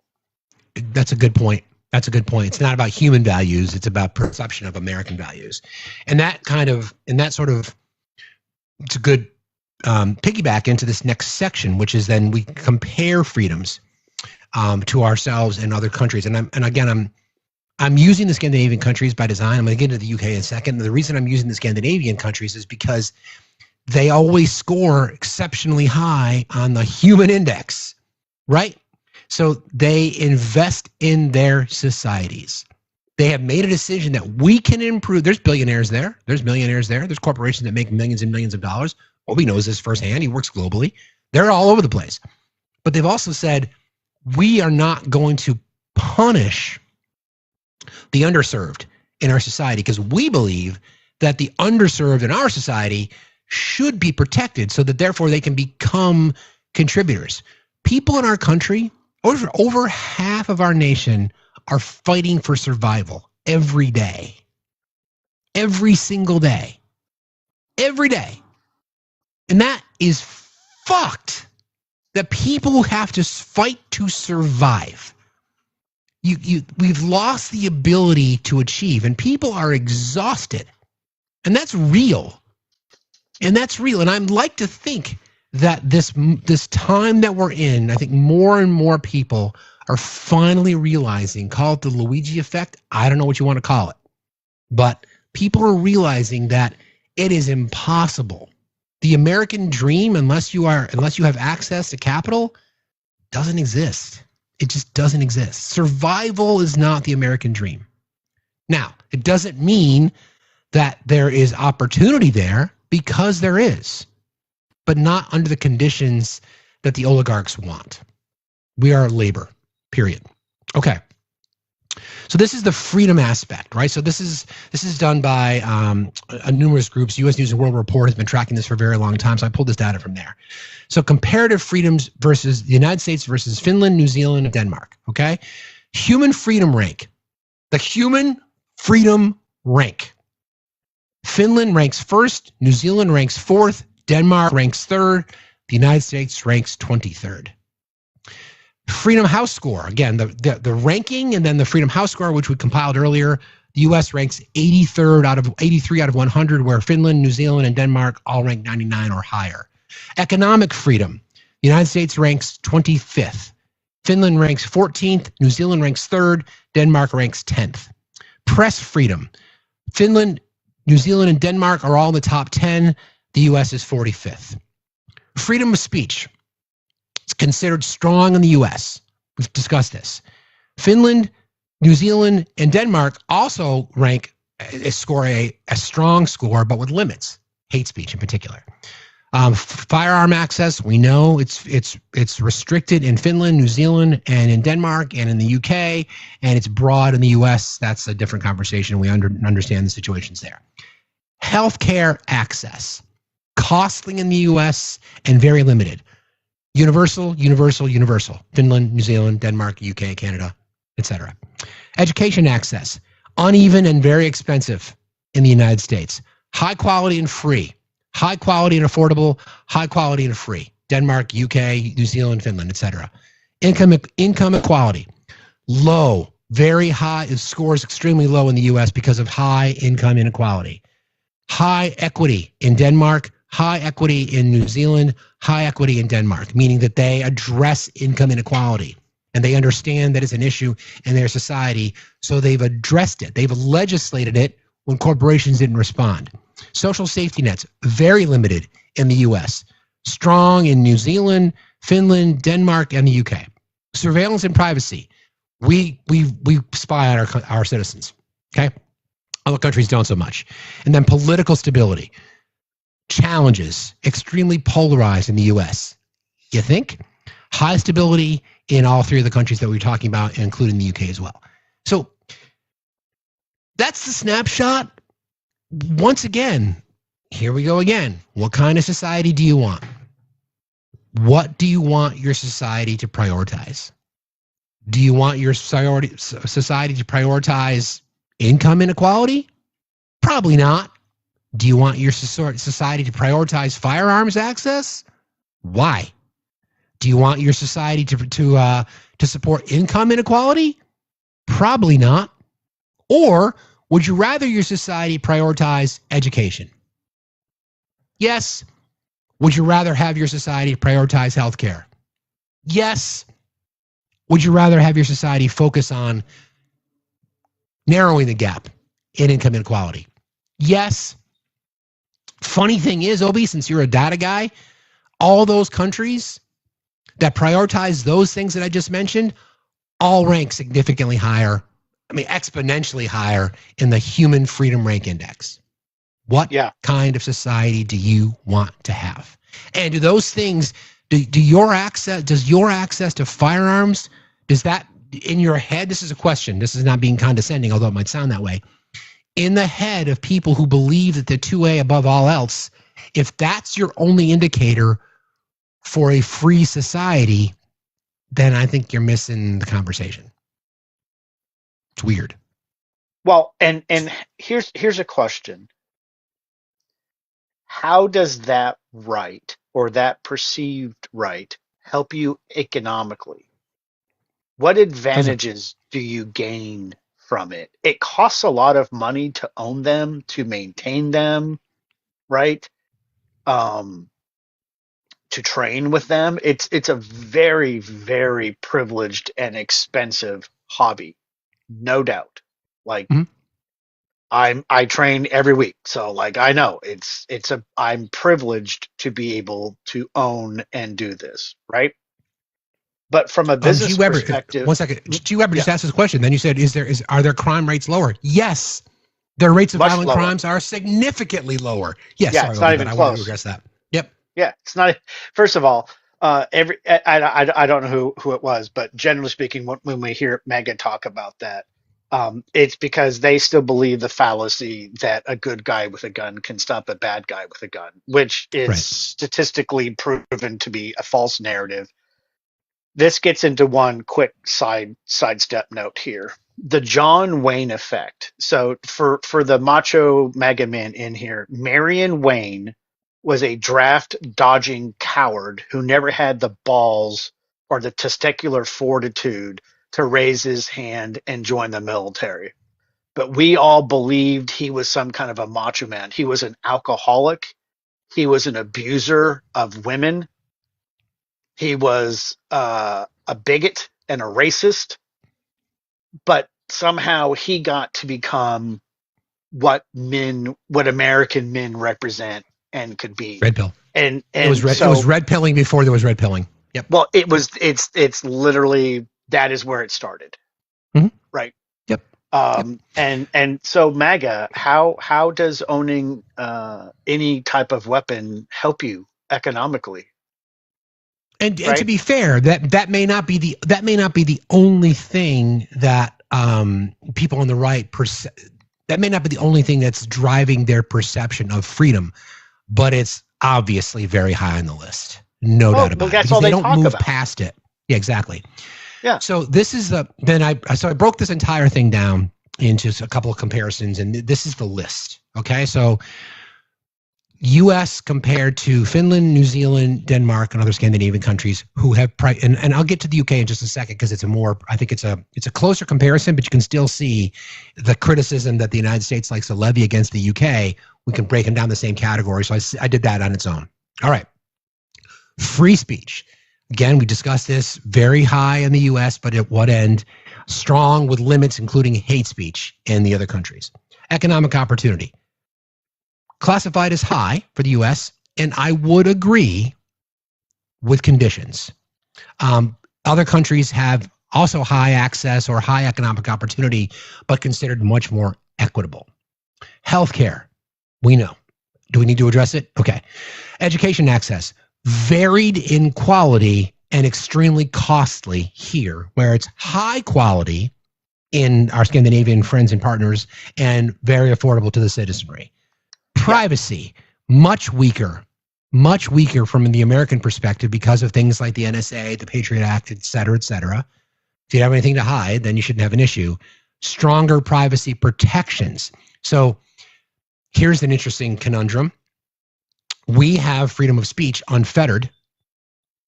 The other countries protect against hate speech, whereas other countries talk about freedom. Their government protects their privacy more than our own does. Interesting. Gun rights, we discussed that. Lower income inequality here, much more socially equitable in other nations. Good, but eroding political rights here. Yeah, sure we do. I mean, at the end of the day, elections are of the people, by the people. Much more strong and much more stable in other countries. And then very limited social safety nets here compared to comprehensive social safety nets.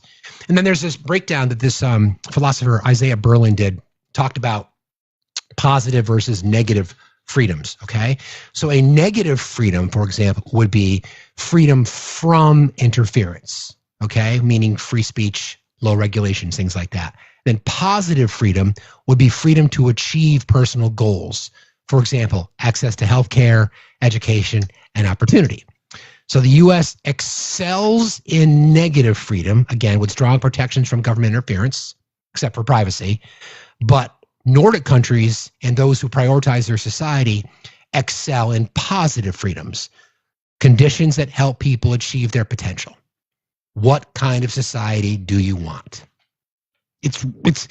I think the entire thing to me boils down to that question. What do you want? Do you want your kids to eat? What a wild concept it'll be. God, I want children to be fed. Can you imagine the nerve? Unreal. Access to quality healthcare, access to affordable education, access to capital if you're an entrepreneur. That's what those other countries have done. And we don't. To what at what cost? They Our have freedom? stronger labor protections than we do, even though we claim we do. Ours Exactly. have been allowed to be eroded because people keep voting against their own best interest. And labor is one of the prime examples, right? Yep. We see it all the time. And people will also use, and we haven't talked about this, but people will use for the Scandi countries the tax argument. But when you speak to people from Scandi countries, they say, yes, but we're not the only ones that pay high taxes. And what the high taxes pay for enable us to, and then they list all of the things they get. Exactly. Right? And when you start to add that up, you're like, oh, so everyone is paying a proportional tax based on the money they make, but everyone gets equal access. So there's true equity. Fighting chance. Right? Fighting chance. You are 100% invested in by the government. It doesn't mean that you're going to succeed, but you are given and afforded every available level of access to a system because you're paying into it. And Yeah, their education costs are lower, right? Warner just called it out. Warner It's like has an awesome our tax ROI is not good. Yep, it's true. Our tax ROI is not good. We're going to get taxed. Well, that's part of the deal. Do you want your tax to go to fund the military-industrial complex or to fund education? Do you want your taxes to go to offer subsidies and corporate welfare to the richest amongst us? Or do you want kids to fucking eat? It's really not that hard. Listen, I'm guilty of this as well. Look, we want to boil the ocean sometimes. We want to get down to the weeds and this is what's in the bill and this is what's not in the bill. We know what's in it because we've read it now. This is what this particular item means and this is what gerrymandering is. End of the fucking day. Do you support children eating and your grandparents and your parents have access to health insurance and education, or do you not?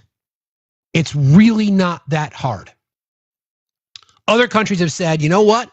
We are going to invest in our citizenry. Yes, the tax burden on each individual citizen will be higher, but to Warner's point, the return on the investment means that they will eat, that they won't go bankrupt or lose their lives early because they're afraid to go into medical debt. Or their children, their sons and daughters, if they decide they want to have follow their dreams and go for higher education, they can do it. They can do it. Here would be an interesting study. We know that in the United States, we allow insurers to be publicly traded, which instantly means that their only obligation is to the shareholder. Exactly. It's not for providing insurance. Out of all of the countries on these lists, I wonder if there's a category that speaks to whether or not they allow insurance companies, if they have any, right, if it's not all state-run, to be publicly traded, and what are the restrictions on that, right? Well, that's the thing. It's state-run. Think about we've done this breakdown before. But in the UK, you have public and private, right? So you have the if public you want private system, insurance, but you can buy. So my question is in those instances, are they allowed to be publicly traded entities? And if yes, what are the restrictions placed upon them? Meaning, what is the percentage of monies that must be spent on health care versus stock buybacks, CEO pay? That's a good question. That's a good question. We should look into that. I think that's a very fair point. I mean, that's part. So for people who don't know, like we spend a lot of time talking about this, think about this for a second. And we can talk about it in terms of insider trading. We can talk about it in terms of access to information to prop up. We can talk about putting people in. Don't forget RFK. RFK is going to, the bullshit he's doing with unsighted sources and making claims. As soon as he's not in office anymore, he's going to sue these organizations for misinformation in his mind, right? Because of public policy that he's attempting to implement, which is one of the questions he was asked during his hearing. So that speaks to what you're talking about how the level of corruption. Remember, here's the patient. Okay, you're over here, you're patient A. Here's your doctor, right? In universal health care, you have a relatively straight line to treatment, right? In our system, because it's don't forget, $1 trillion profit center, a $7 trillion industry, $7 trillion for-profit industry in our country by 2027. You patient, doctor, and then it goes like this. You eventually get there. I've talked about this before. I don't know if you have, I hope you don't have a son or daughter or a family member that's going through pretty serious health conditions, right? But when you ask, because you can demand an itemized bill. So when you go, I was grateful to have good insurance when my daughter was sick, but we did the math. And by the time it was all said and done, 2 rounds of cancer, 5 surgeries, radiation therapy, nursing, it was $1.75 million if you retail it out. $1.75 million. Okay?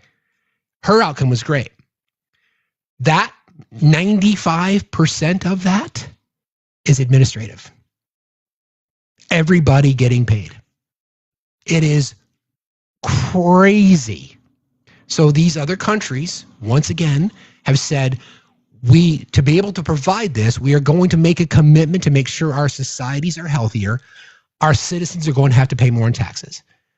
But the math works out in our favor. Every single American. Most people don't realize this, but one of the reasons we have some of the highest healthcare costs in the world, actually number one in cost, 42nd in outcome, is because we pay for the uninsured. So when somebody uses, it's a reactive system in our nation, right? Yes. People go to the emergency room to treat something that they could have done if they had health insurance. I'm dealing with that bullshit right now myself, as a matter of fact. So that's part of the process, right? So instead of that, people wouldn't be afraid to go to the doctor. Think about single parents, right? You get a job, right, to cover the cost of childcare so that you can have insurance. Think about how fucked up that model is. You go to work every single day so you can get insurance. You make no money because every single dime you earn goes directly to cover your childcare. That is a system that is unsustainable. It is crazy. And you know what's going to end up happening? There are going to be these factories. You're already starting to see it. You're going to get large VC firms, the BlackRocks of the world. They're going to invest in 5 or 6 floor childcare facilities. They're going to introduce curriculum. They're going to introduce programs. They're going to charge high dollar. And there's no government regulation, and there's no one in the way to stop them from doing so. Because politicians are investing in those organizations.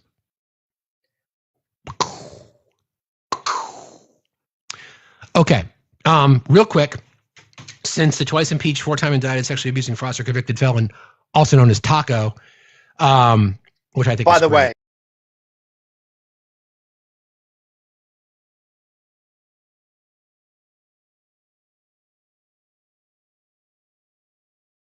back to his fear corner. One, I'm fortunate that I live in Los Angeles County, so we have a cornucopia of taco trucks to frequent, and it's beautiful. But how hilarious is it that the acronym turned out to be taco? There I has know. never been. I don't even know what's above a chef's kiss, but this is like, I mean, if you want to talk about Sticky toffee pudding is above a chef's kiss. okay, first of all, shifting in chair. You've had it then. You know what I'm talking about. Yes. What happens inside your mouth cannot be explained. It can't. It must be experienced. It's true. So true. It's so true. Anywho. Okay. So on True Social this morning, this is just a little while ago, from the twice impeached, 4-time indicted, sexually abusing fraudster convicted felon, aka Taco. 2 weeks ago, China was in grave economic danger. The very high tariffs I set made it virtually impossible for China to trade, all caps, into the United States marketplace, which is by far number 1 in the world. We went, in effect, cold turkey with China, and it was devastating for them. Many factories closed, and there was, to put it mildly, civil unrest. I saw what was happening and didn't like it. For them, not for us. I made a fast deal with China in order to save them from what I thought was going to be a very bad situation, and I didn't want to see that happen. Because of this deal, everything quickly stabilized and China got back to business as usual. All of this, by the way, is a bold-faced fucking lie. Everybody was happy. That's the good news. The bad news is that China, perhaps not surprisingly to some, in all caps, has totally violated its agreement with us. So much for being Mr. Nice Guy. Ladies and gentlemen, the President of the United States on True Social threatening the country of China because of a trade war. Ballistic podiatry. Yes. That the taco in chief, initiated himself. So how we talked about earlier about IEPA, which is the Economic Protection Act that gives the president authority to, institute economic policies based on national security threats or emergencies. The emergency was created by this guy. there was no emergency. China, I've been sharing this with you guys for all along. I mean, China's just like, listen, we don't need you. We don't. We'll do business with you, but it's going to be on our terms. It's not going to be on yours. We don't need you. So this is his attempt to say, I'm going to threaten you. So now I'm going to threaten China. Okay. Good luck. Good luck with that. All right. So I did the same breakdown of the conditions that we just did with the UK, because a lot of people want to criticize the United Kingdom. All right. So, and speaking with Erica, I mean, there's lots of, I mean, no society's perfect, and there's lots of things that we can criticize about, right? Not the food. I'm no longer going to criticize the food. I will, it's funny. Have you ever ridden a motorcycle in the UK, Obi? Once, and it's confusing as all hell because I didn't know how to turn. Well, it was weird because for those of you who don't know, obviously they drive on the other side of the road. So I'm trying to think about it and there are roundabouts fucking everywhere. Like it's just the entire country is one gigantic roundabout. It's weird because of the way you enter the roundabout and exit the roundabout. You cross traffic in a strange way. So I was talking to Erica's dad and her brother, because they're both motorcyclists, and her brother spent a lot of time in the States. And you can make the argument, exactly. I was in, I hear you. I hear you. You can make the argument that whatever you know is what you're comfortable with, which I get. That makes perfect sense, but it was strange. So anyway, the roads were fine, and when we were driving through the Cotswolds, which is just a beautiful countryside, it's absolutely stunningly beautiful. I'd only ever been to London in the past. I'd never been outside of the city, and it was just absolutely stunning. For those of you who are watching Mobland, I was there, buddy. I was in the Cotswolds. It was crazy. Which is fucking awesome, because the photos that Erica sent, I'm like, well, of course that's why shit's filmed there. It's perfect. Yeah.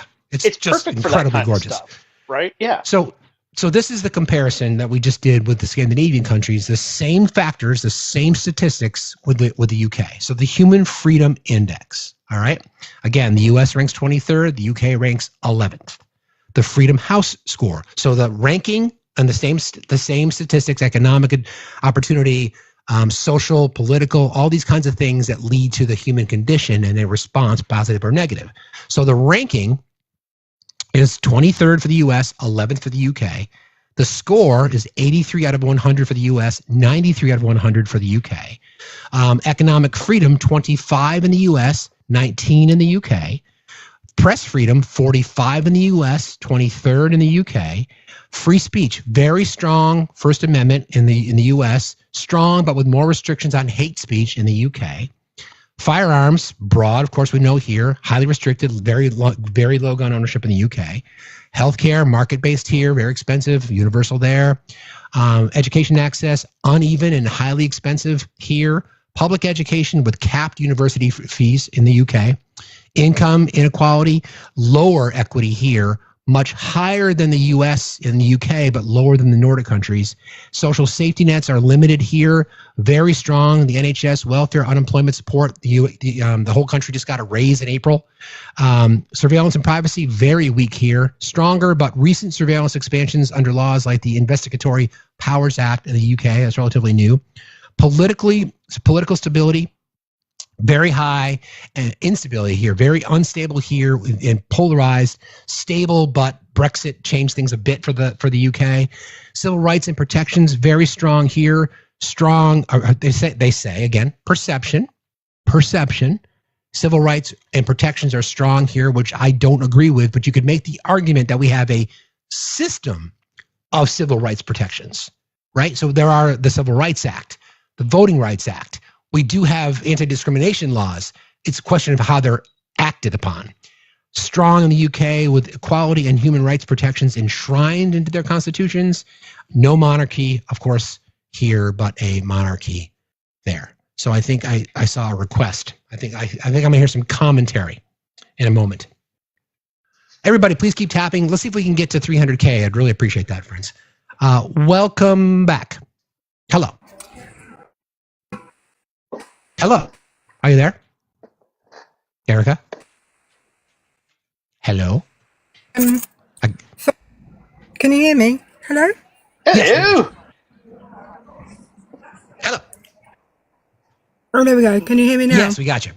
Oh, I'm sorry. Well, I just thought I'd show you where I am because... Wait, I just got yelled at. Hold on a second.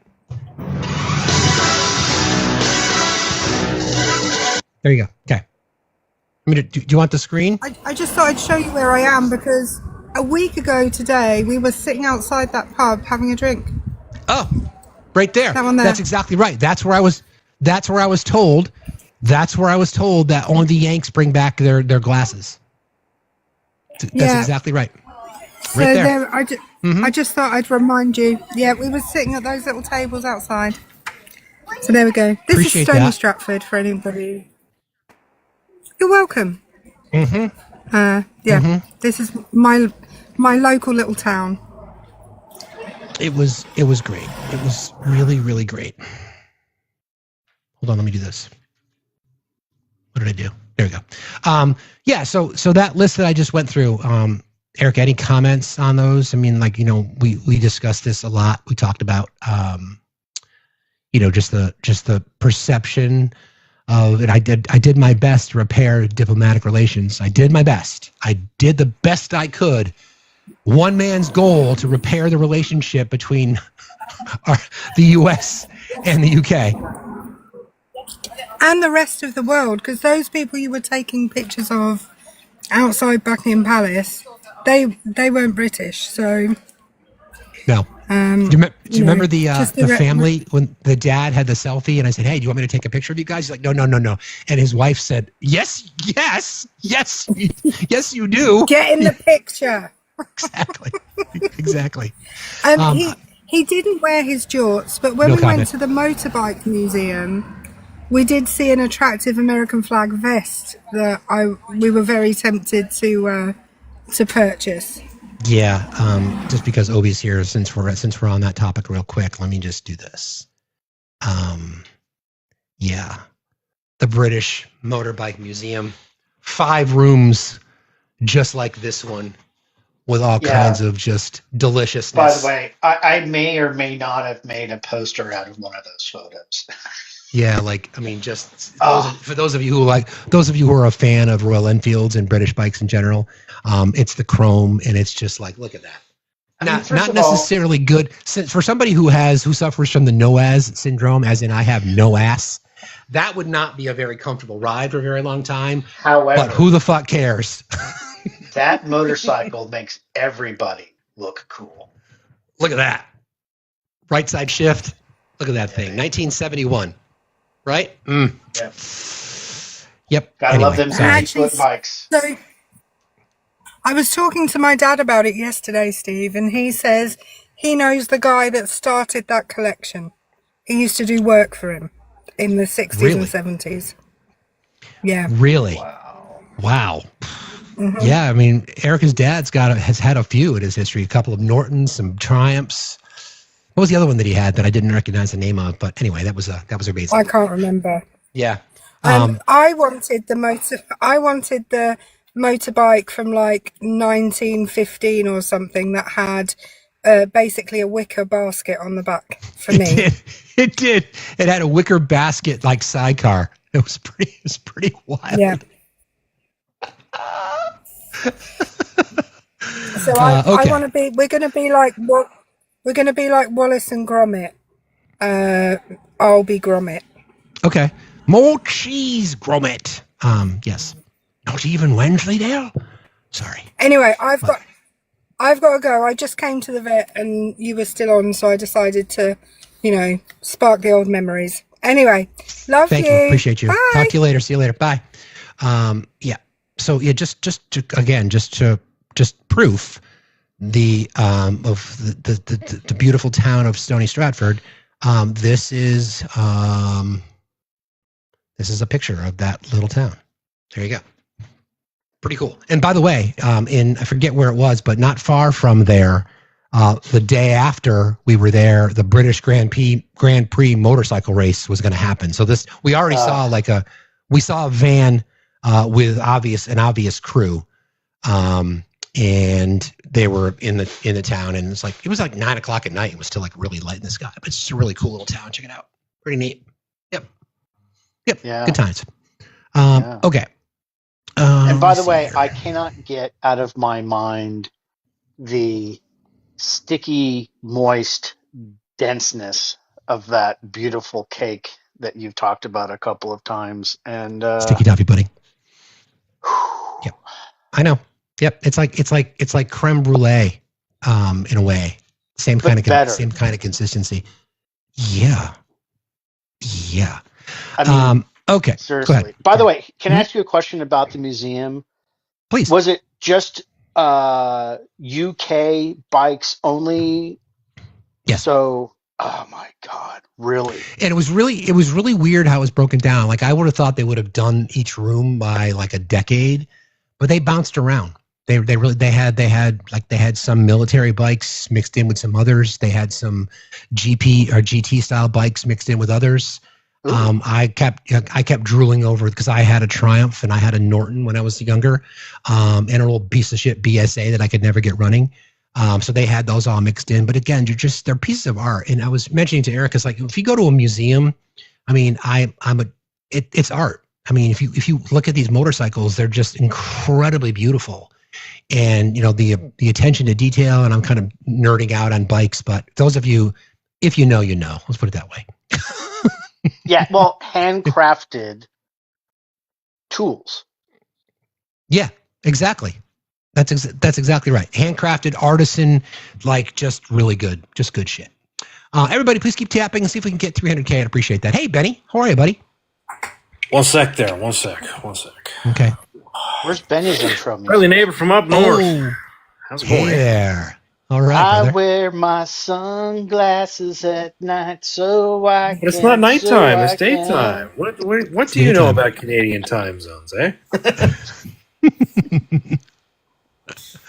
What's on your mind today, sir? Oh, hey, not a whole lot, Steve. Just wanted to say, great to see you. I'm so glad you enjoyed your trip to British, and you seem very energized. And, well, you look a lot better, and I'm jazzed for you. Glad you had a great Thank time. you, buddy. Appreciate that. This week, man, it has been a weird one, not just in terms of politics, but also personal. I'll get into the political stuff. So, pretty big deal here in Canada. Parliament has resumed. We had the King and Queen visiting. It was Monday and Tuesday. King Charles III delivered the throne speech, which commenced the opening of Parliament. Oh boy, exciting stuff. Pretty big deal about that is from the King and the speech. We had a couple things acknowledged. Canada's sovereignty, he defended and acknowledged. Huge. 2, there was land acknowledgement of the Indigenous peoples. Amazing, especially from the monarchy. And 3, the king was speaking French, so, big shout out to the French Canadians and the Quebecois. So it showed a great deal of national pride and unity, which was pretty sweet to see. Also, he called out Trump without directly calling him out. If anybody can, I recommend watching any clips, or even if you want to watch the full thing, I'll see if I can share it. A little boring at times, but I think it's great to see that we are united as a country. And the reason I bring all that up is you should have seen Trump's response on his Truth Social. I don't know if you've seen that. Let me. The Golden Dome one, that one. I told Canada, which very much wants to be a part of a fabulous Golden Dome system, it'll cost $61 billion if they remain a separate but unequal nation. It will cost $0 if they become our cherished 51st state. They are considering the offer. Considering the offer? Fuck, that's the first I'm hearing about it. Jesus Christ, Donnie, you can 51st fuck off, you geriatric windbag. Holy shit, dude. Yeah, I mean, he's got a lot on his mind, it seems like. He spent a lot of time last night. And I think, for those of you who don't know, the Memorial Day service speech we'll get into that in a second, that he gave to West Point. A tradition of that, by the way, is that the sitting commander-in-chief shakes hands with the graduates after. Mr. Trump told the graduates that he had to go deal with China and Russia, and he went and played golf. Yep. Yeah, he couldn't get out of there quick enough. Yep. And then just one more picture, since we just happened to be driving through on our way to Cambridge that day, and this is the American Cemetery in Cambridge. And we happened to walk up on a Memorial Day ceremony that was very, very moving and very poignant. 21 firearm salute, taps was played, a C-17 Flying Fortress flew overhead. It was great. It was really, that's how it should be done. A lot of reverence paid. And we learned that there's a variety of remembrance stones here. Most of the people here were recognized post D-Day because the dates were within 20 days of June 6, 44. So the assumption was that they perhaps suffered injuries and or wounds from their service on D-Day, because a lot of them were 82nd Airborne. We saw the names on the sites, and this is a massive field of canola that gets turned into oil. It was just an incredibly moving experience. It was great. It was great. Yeah, I would imagine. My goodness, that's powerful stuff, man. It was wild. Yeah, it was wild. Anything else on your mind today, brother? Well, all I want to say is I was laid off from my job, and then I immediately found another job. So now I have gone from being in sales for 13 years to now transitioning into mental health and addictions. So a little personal victory. Good for you, man. Good for you, buddy. Good for you. I appreciate it. That's good for you. Hearts in the chat for Benny, friends. Benny's always been Appreciate a hardcore that's supporter of our show here. What we Just, do. That's good, man. Appreciate that. Good for you. Letting you know about the throne speech and, Trump being Trump. So I'll keep everybody posted the more I see, but in terms of politics up north, it's status quo, nothing too exciting. And we'll keep our eyes posted, but yeah. I wouldn't mind a little bit of boring, to be honest with you, buddy. But thank you for being here, my friend, as always. I appreciate you. Go for it. I always say, elbows up, keep your stick on the ice. Take care, buds. You're a good man. See you later, buddy.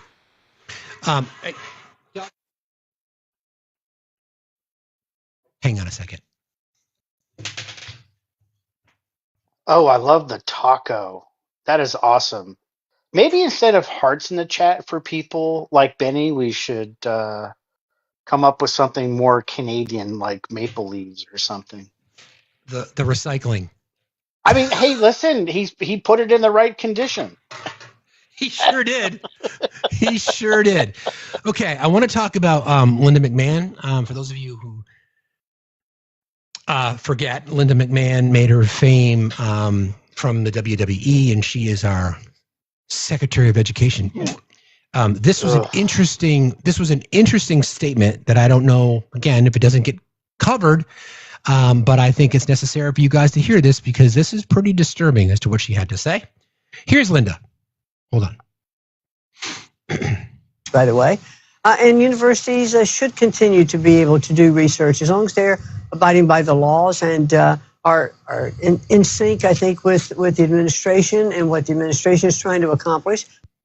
So from her perspective, the United States Secretary of Education believes that universities can do their research as long as they're in line and in sync with the Trump administration.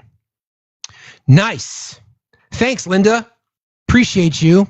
The status quo for the I'm going to play this for you. This was her name is Ashley Hinson.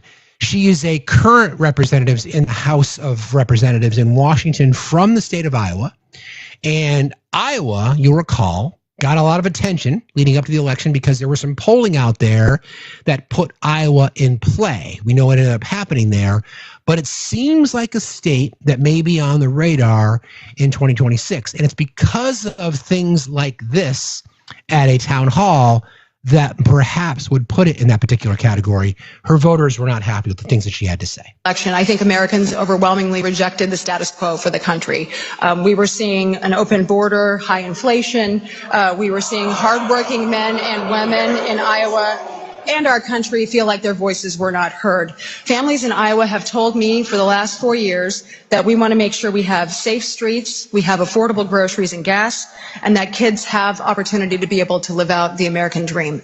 And that is what President Trump is delivering for us. And the president is, I believe, fighting for you and fighting for me. I'm fighting alongside of him. And I think God saved President Trump's life in Butler.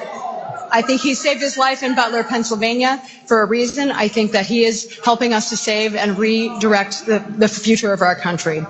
He is helping deport criminal illegal aliens rather than letting them roam our streets freely. He is ending the abuses of taxpayer dollars rather than treating your money like monopoly money. Wow. And he's unleashing America. So, yeah. So that's going to be the line that we're going to hear a lot now, once again, because you can't argue with the fact that whenever there's tariffs imposed, the market crashes. They're aware of it. They make changes, or courts will step in or make policy changes or whatever it might be. They'll reduce the tariffs or eliminate them. Stock market goes back up again. It is bold-faced, blatant corruption, market manipulation, call whatever the fuck you want. That's what it is. So instead of addressing that, you're still going to hear the sound bites.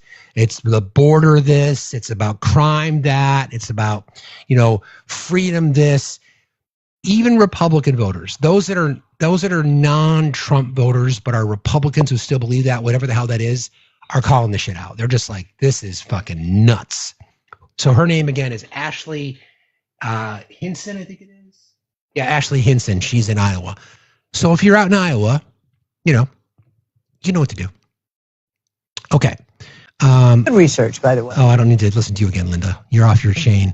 Okay. So this is interesting. The whole 2 weeks thing. Well, before I do that, let's play this. So Stephanie Rule does a really good breakdown on the tariff announcement. So just as a reminder, a lower court ruled that the Trump tariff policies do not align with the IEPA, which is an Emergency Powers Act based on economic emergencies that the Trump administration has claimed. There is no evidence of an actual emergency. So the court ruled there's no emergency. So the appellate court stepped in and said, okay, we'll put a stay on this until we figure this out.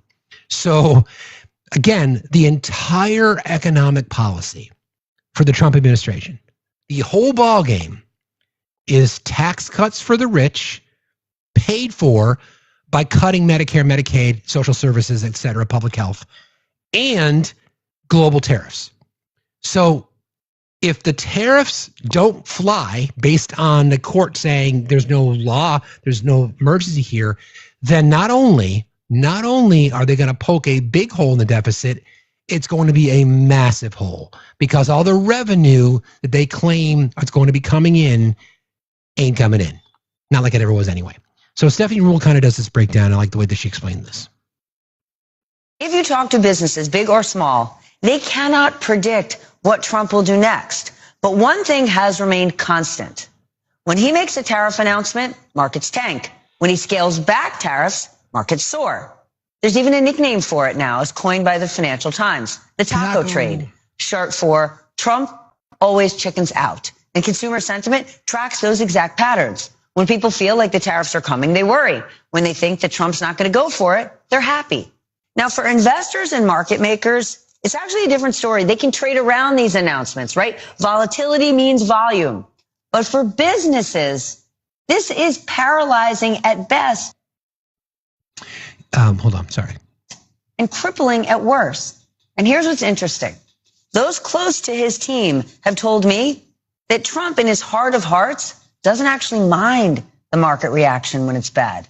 In fact, he enjoys the power and influence he has over global markets. One single sentence, one post, one tweet erases or creates tens of billions, which is why so many are now asking if and who is given advance warning on any of these massive market moving events.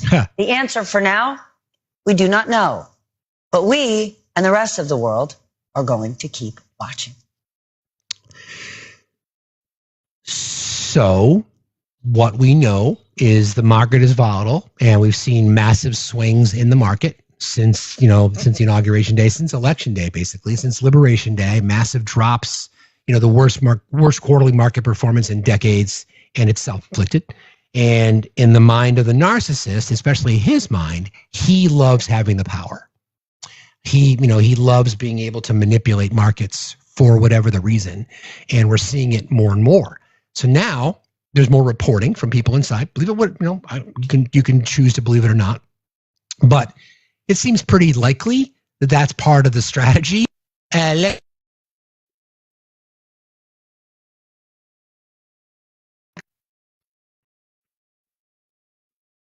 I can make the market go up, blah, blah, blah, blah, blah, blah, blah.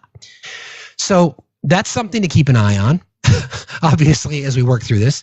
Now, there was a meeting today at the Oval Office, or is scheduled today, that Elon Musk is now leaving office.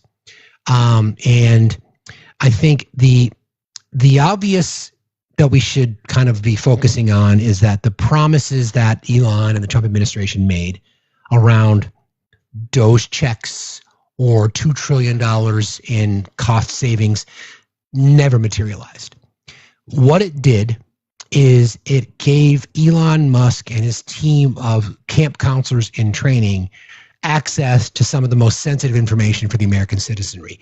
We don't know the actual impact of any of that, and we may never know because it may just happen. But as we discussed earlier in regards to privacy, your privacy, my privacy, MAGA voters' privacy was invaded because of Elon Musk. There is reporting from the New York Times that this is the title of the story. On the campaign trail, Elon Musk juggled schmugs and family drama. As Mr. Musk entered President Trump's orbit, his private life grew increasingly tumultuous, and his rug use was more intense than previously known. As Elon became one of Trump's closest allies last year, leading raucous rallies and donating nearly $300 million to help him win the presidency, he was also using rugs far more intensely than previously known, according to people familiar with his activities. Mr. Musk's consumption went well beyond the occasional use. He told people he was taking so much ketamine, a powerful anesthetic that was affecting his bladder, a known effect for chronic use. He took X and other psychedelic mushrooms. He traveled with a daily medication box that held about 20 pills, including ones with the markings of the stimulant Adderall, according to a photo of the box and people who have seen it. It is unclear whether Mr. Musk, who is 53, was taking these drugs when he became a fixture of the White House this year and was handed the power to slash federal bureaucracy, but he has exhibited erratic behavior, insulting cabinet members, gesturing like Yahtzees, and garbling his answers in staged interviews. At the same time, Mr. Musk's family life has grown increasingly tumultuous as he negotiated overlapping romantic relationships and private legal battles involving his growing brood of children, according to documents and interviews. On Wednesday evening, Mr. Musk announced that he was ending his stint with the government after lamenting how much time he had spent on politics instead of on his businesses, and his businesses are all cratering. That's why he needs government subsidies to bail his ass out. Funny, Mr. Musk and his lawyers did not respond to requests for comment this week about his use of substances and his personal life. He has previously said he was prescribed ketamine for depression, taking it about every 2 weeks, and he told his biographer, "I really don't like doing, quote, illegals." The White House did not respond to questions about whether it had asked Mr. Musk to take a test. As a large government contractor, his aerospace firm SpaceX must maintain a rug-free workforce and administers random drug tests to its employees. Mr. Musk has received advance warning of the tests, according to people close to the process. Interesting. SpaceX did not respond to questions about those warnings. Mr. Musk, who joined the president's inner circle after making a vast fortune on cars, satellites, and rocket ships, has long been known for grandiose statements and a mercurial personality. Supporters see him as an eccentric genius whose slash and burn management style is the key to his success. But last year, as he jumped into the political arena, some people who knew him worried about his frequent drug use, mood swings, and fixation on having more children. This account of his behavior is based on private messages obtained by the Times, as well as interviews with more than a dozen people who have known or worked with him. This year, some of his longtime friends have renounced him, pointing to some of his political conduct and behavior. Elon, quote, Elon has pushed the boundaries of his bad behavior more and more, said Philip Lowe, a neuroscientist and one-time friend of Mr. Musk's who criticized him for his Yahtzee-style gesture at a rally. And some women are challenging Mr. Musk for control of their children. One of his former partners, Claire Boucher, the musician known as Grimes, has been fighting with Mr. Musk over their 5-year-old son known as X. Mr. Musk is extremely attached to the boy, taking him to the Oval Office and high-profile gatherings that are broadcast around the world. Ms. Boucher has privately complained that the appearances violate a custody settlement in which she and Mr. Musk agreed to try to keep their children out of the public eye, according to people familiar with the concerns and the provision, which has not been previously reported. She has told people that she worries about the boy's safety and that frequent travel and sleep deprivation are harming his health. Another mother, the right-leaning writer Ashley St. Clair, revealed in February that she had a secret relationship with Mr. Musk and had given birth to his 14th known child. Mr. Musk offered a large settlement to keep his paternity concealed, but she refused. He sought a gag order in New York to force Ms. Claire to stop speaking publicly. She said in an interview, his habit regarding ketamine. Mr. Musk has described some of his mental health issues in interviews and on social media, saying in one post that he's felt, quote, great highs, terrible lows, and unrelenting stress. He has denounced traditional therapy and antidepressants. He plays video games for hours on end. He struggles with binge eating, according to people familiar with his habits, and takes weight loss medication. And he posts day and night on his social media platform X. Mr. Musk has a history of recreational use. The Wall Street Journal reported last year some board members at Tesla, his EV company, have worried about his use, including Ambien, a sleep medication. In an interview in 2024, the journalist Don Lemon pressed him on his use. Mr. Musk said he took only small amounts of K, about once every 2 weeks, and a prescribed treatment for his negative moods. Quote, if you've used too much ketamine, you really don't get work done, and I have a lot of work to do. He'd actually developed a far more serious habit, the Times reported. So, according to some, he's been using ketamine daily and mixing it with other drugs. According to people familiar with his consumption, the line between medical use and recreation was blurry, troubling many people close to him. He took X and psychedelic mushrooms at private gatherings, which became more consistent across the U.S. and in at least one other country, according to those familiar with the events. So this substance use disorder is something serious. Certainly do not want to mock it. I think the timing is interesting that this story has come out, and there's been grumblings inside the White House for a very, very long time that his time would be limited there. And obviously, he's got 14 known children. The fact that he's violating custody orders, parading his son X around is disturbing. There's a lot of signs here that point to a very troubled soul that I hope he gets help. Put it that way. But this is quite disturbing and very interesting. So the question that we would have to ask our friends on the right who've been all in on Elon, how they feel about it now. And I'm sure they will come up with some other excuse. Who the fuck knows? But, it's a good thing Dan Bongino is reinvestigating the small amount of Peruvian snow that was left in the White House during the Biden administration. It's a very good point. That's a very, very, very good point. Yeah, of course, that's more important. That's certainly high on the list of things that we should be focused on while kids are starving. The Miss J, how are you today? Hey, I'm so sorry to keep bothering you. I just need to be productive today. But I was listening to a live of Joni Ernst. I'm here in Iowa, Deep Red, Iowa. She was in Parkersburg just this morning, and it was being covered. The gal that was running the live yelled at her. They were talking about Medicaid, and she said that millions will die being taken off of it, as Joni obviously was lying about how that was all working. And Joni's response was, people, we all die sometime. Oh, wow. I thought that was really important to get out there because I don't know how well that was being shared, and I really wanted to get that out there. Good old pro-life Joni. Yeah. Yeah, that makes perfect. We'll see if we can find the audio on that, Miss J. Thank you so much for letting us know. I appreciate it. Yeah, I reached out to the gal who did the live hoping to get the snip on that. So if I do, I'll share that with you, but keep an eye out for it. I'm hoping that gets out because I thought that was incredibly troubling. Just a bit. Again, thank you very much. I appreciate you for being here. Thank you so much. Have a great one. Appreciate you. You too. See you later. That's crazy, but God, should we be surprised? I mean, the pair that you have to say that with your whole chest. A veteran, Joni Ernst, by the way. Yeah. Jodsy or Jods. Looks like you're unable to request. Might have timed out. Please feel free to request again. All right, a little bit more sound to play. I want to play. We did that one already. I want to go back to the meme coin thing because I think this story is not getting reported enough. I mean, here's the problem. When there is so much corruption, what do you focus on? When there is so much corruption, getting a $400 million jet. I don't know if this was discussed about. Do you guys know the backstory that Steve Witkoff was sent to the Middle East because Boeing informed the Trump administration when they took office that the plane was not going to be ready, that it was going to be delayed, and Trump headed across that he needed to have a new plane. So he sent Steve Witkoff around the Middle East. So basically, he solicited this $400 million gift. It wasn't just offered. So again, another lie. But again, nothing to see here. So how do you balance the corruption and what is considered corrupt? Like we talk about, don't normalize fascism, don't normalize corruption, don't normalize the destruction of democratic norms, because that's what fascists do.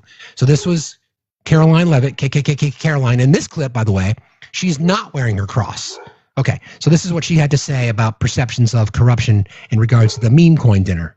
Did anyone in the White House or in the White House counsel's office advise the president against holding this sweepstakes, whereby people who spent the most money on his Trump coin would then have access to the president at this dinner? Again, the president has been asked about this. He has addressed this. I have also stated previously from this podium that the president is abiding by all conflict of interest laws that are applicable to the president. And I think everybody, the American public, believe it's absurd for anyone to insinuate that this president is profiting. Hold on. I'm sorry. I got to play that again. You notice she did not answer the question.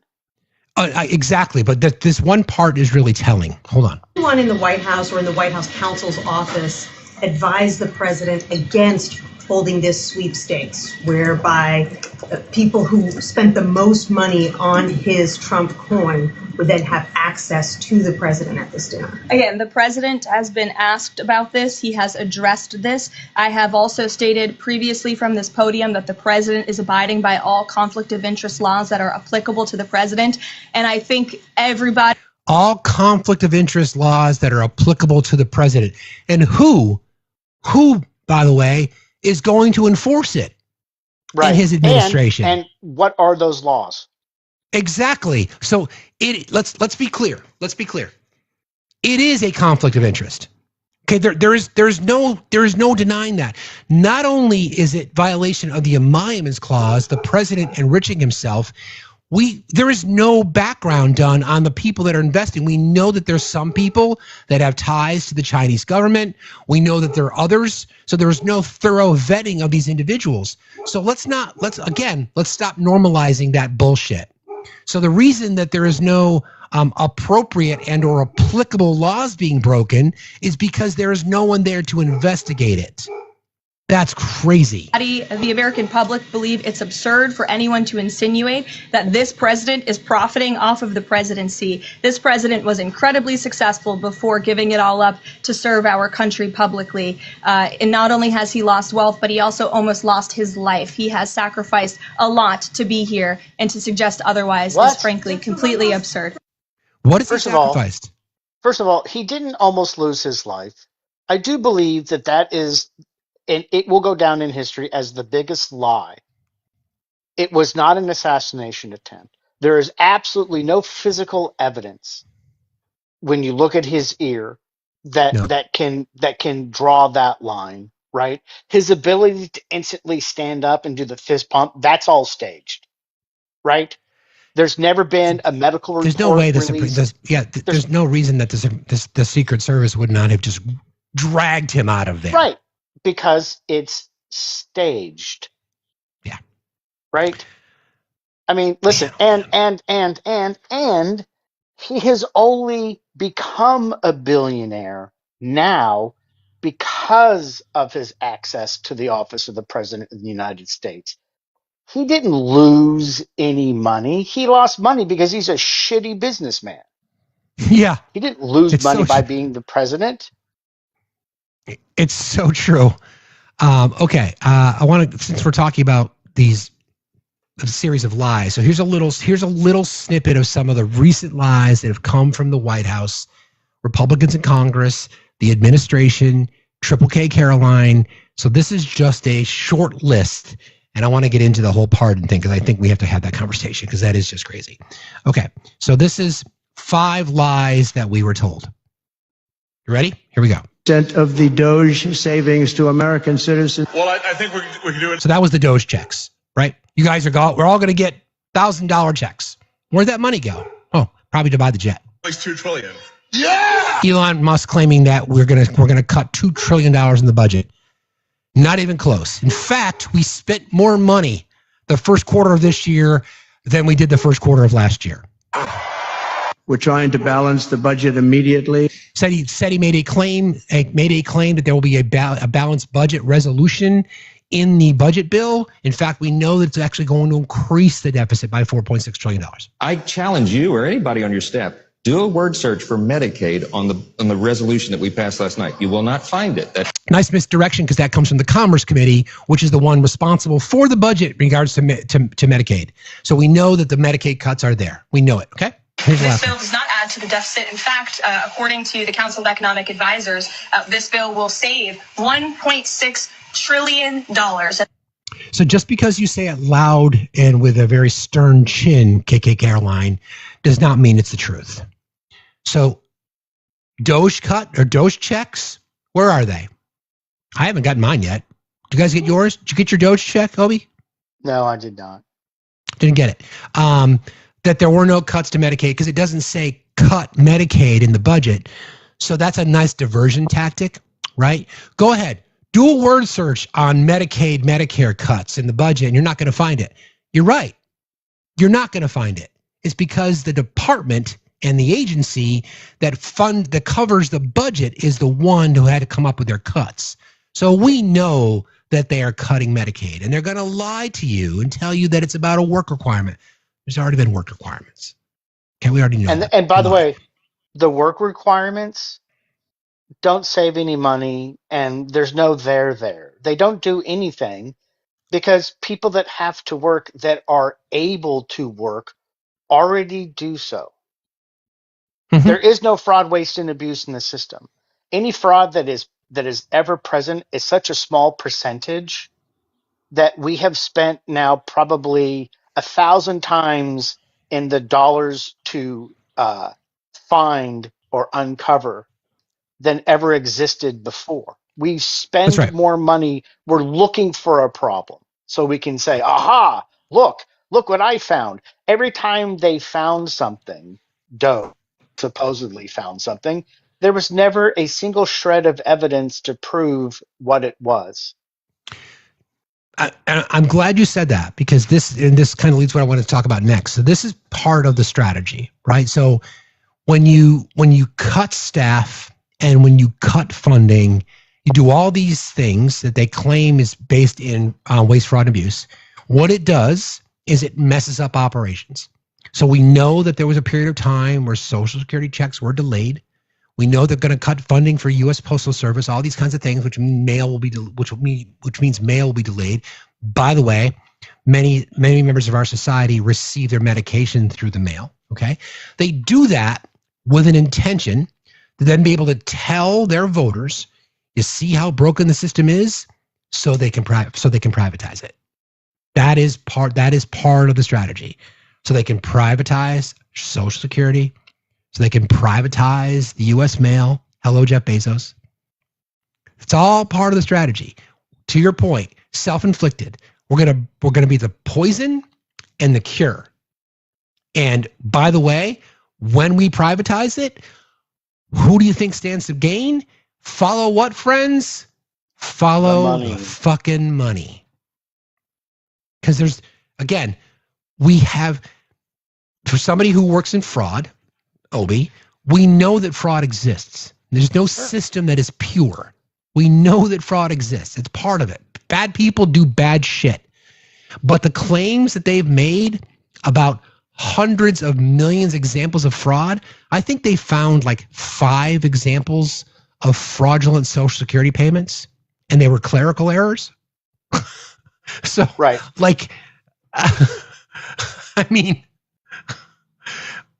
so here we have the administration, everything that they complain about. Let's follow the line, right? Talk about the Biden crime family. And what do we see from the Trump family?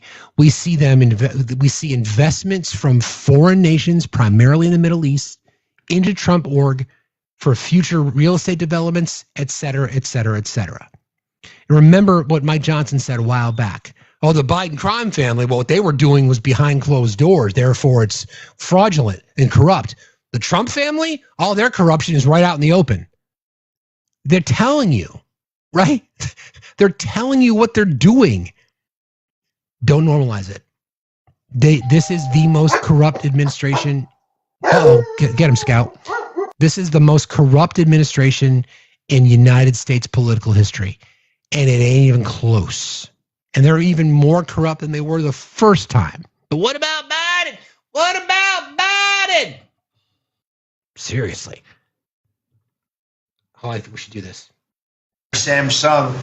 Exactly. Okay. A few more pieces of sound that I want to play for you guys. Everybody keep tapping. We're just hit 300,000. See if we can get to 350.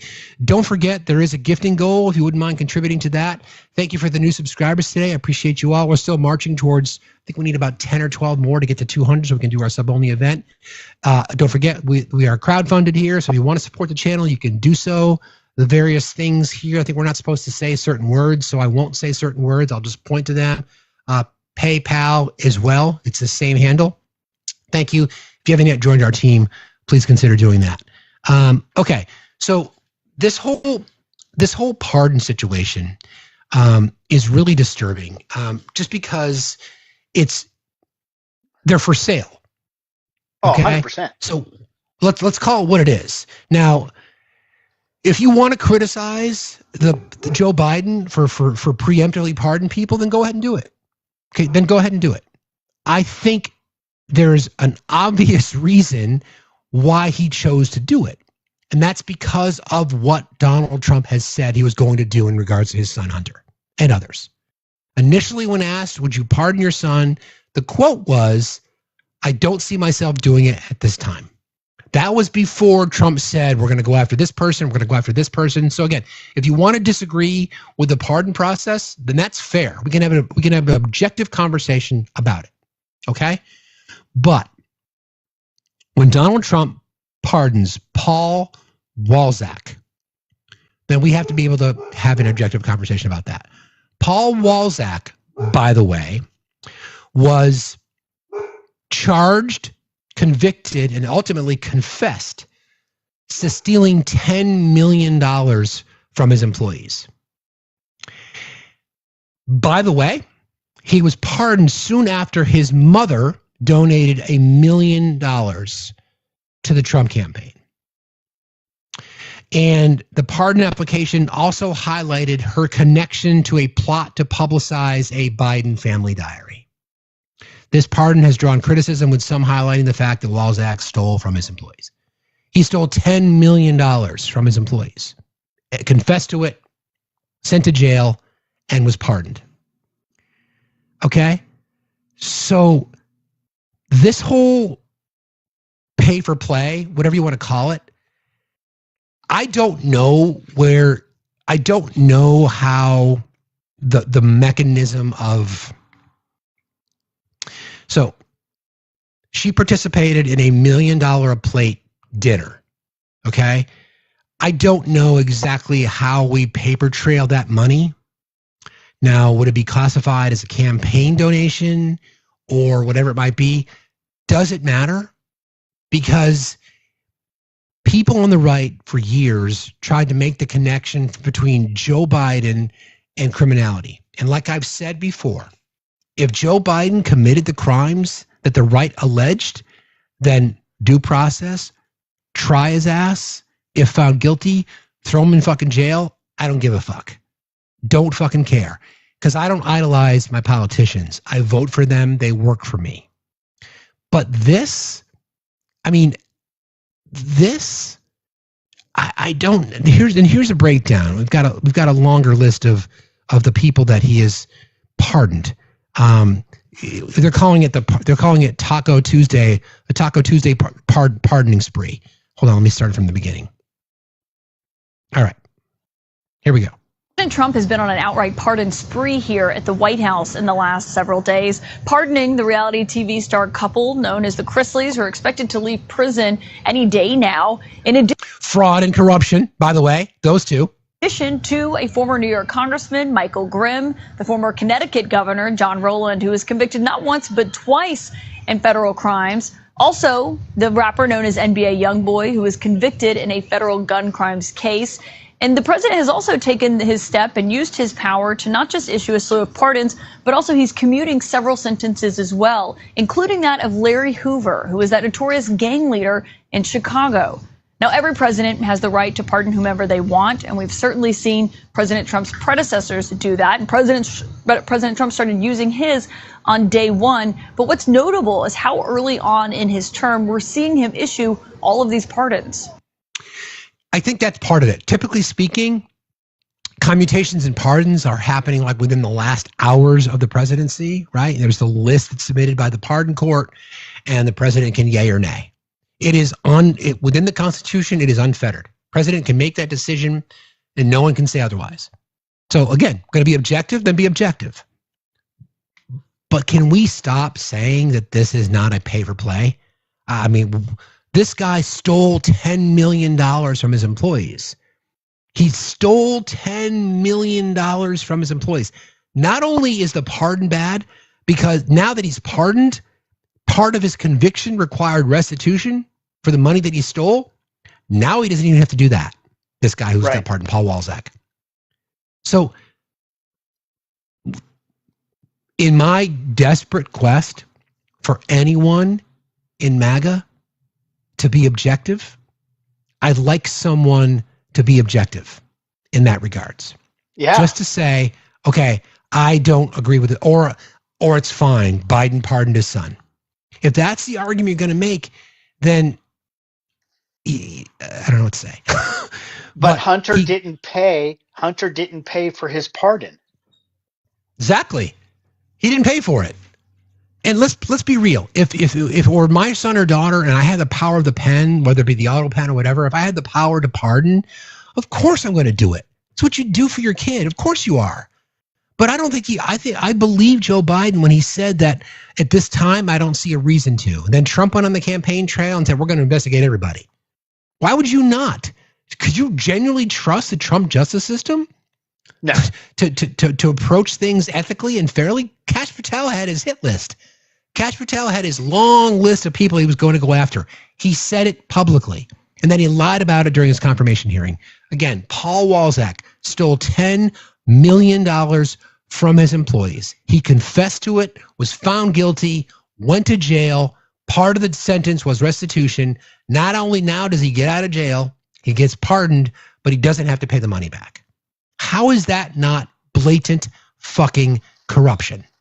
Tell me again how President Trump is for the American worker.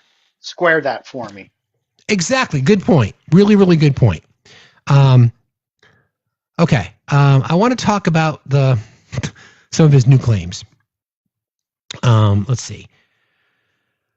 I still got a little jet lag. I'm feeling it. So this is in regard to the Chrisleys, who were the made-for-TV couple. This is interesting. When you listen to the lawyer, this is, again, an attempt to justify pardoning people for fraud. Now, there's a common thread. I've been looking back on some of his pardons. There's a common thread for a lot of them. Those that have been found guilty of fraud or confessed. And of course, we know Mr. Trump's history with corruption and fraud, right? There's a similarity in the arguments that they're making. Their attempt to say it was the weaponization of the system, biased judges, political hacks, whatever it might be. and it continues. So this is Anderson Cooper interviewing the attorney for the Chrisleys, who again, well, I'll listen to his. You can listen to his words, and you can tell me what you think. A jury in 2019, then convicted by a jury in 2022 after a 3-week trial, 3 days of deliberations. You were then hired to appeal, and your appeal, which was very well argued, very thoughtful, was largely rejected. Why do you think they deserve a pardon? Yeah, look, I mean, I think... Just think the history, right? They appealed the case. They lost. Okay, the case started in 2019 during the first Trump administration. Okay, again, the Trump Justice Department involved investigating this. They appealed it. They lost. Okay. If folks want to go back and look at it, there's a difference between what your appellate issues might be and then the general issues with justice in a case. The biggest issue here was it's very clear the case would have never happened if they were not celebrities. The FBI looked at this case way back at the beginning, 2016, 2017, the early days, or 2006, 2007, and said, we're not interested. You know, years later, the Chrisleys become celebrities, and then all of a sudden the FBI picks up the case again. And I think that sort of targeting based on who you are publicly is what this president's made very clear he doesn't want to condone. It's hard to argue selective prosecution, though, isn't it? Because the trial was in 2019. This was the Trump Justice Department. This was a federal case, right? Yeah. So it was the Trump Justice Department prosecuting the Chrisleys. I think part of the indictment was, I mean, sort of who the department is changes over time. And ultimately, you know, there was the Biden folks who were in charge. And, you know, I think what this president has done didn't the trial start in 2019? Wasn't that the indictment? Yeah. They were initially indicted. The indictment was there. The trial was not for many years later. Right. Yeah, it came many years later. But well, of course. Donald Trump's Justice Department time.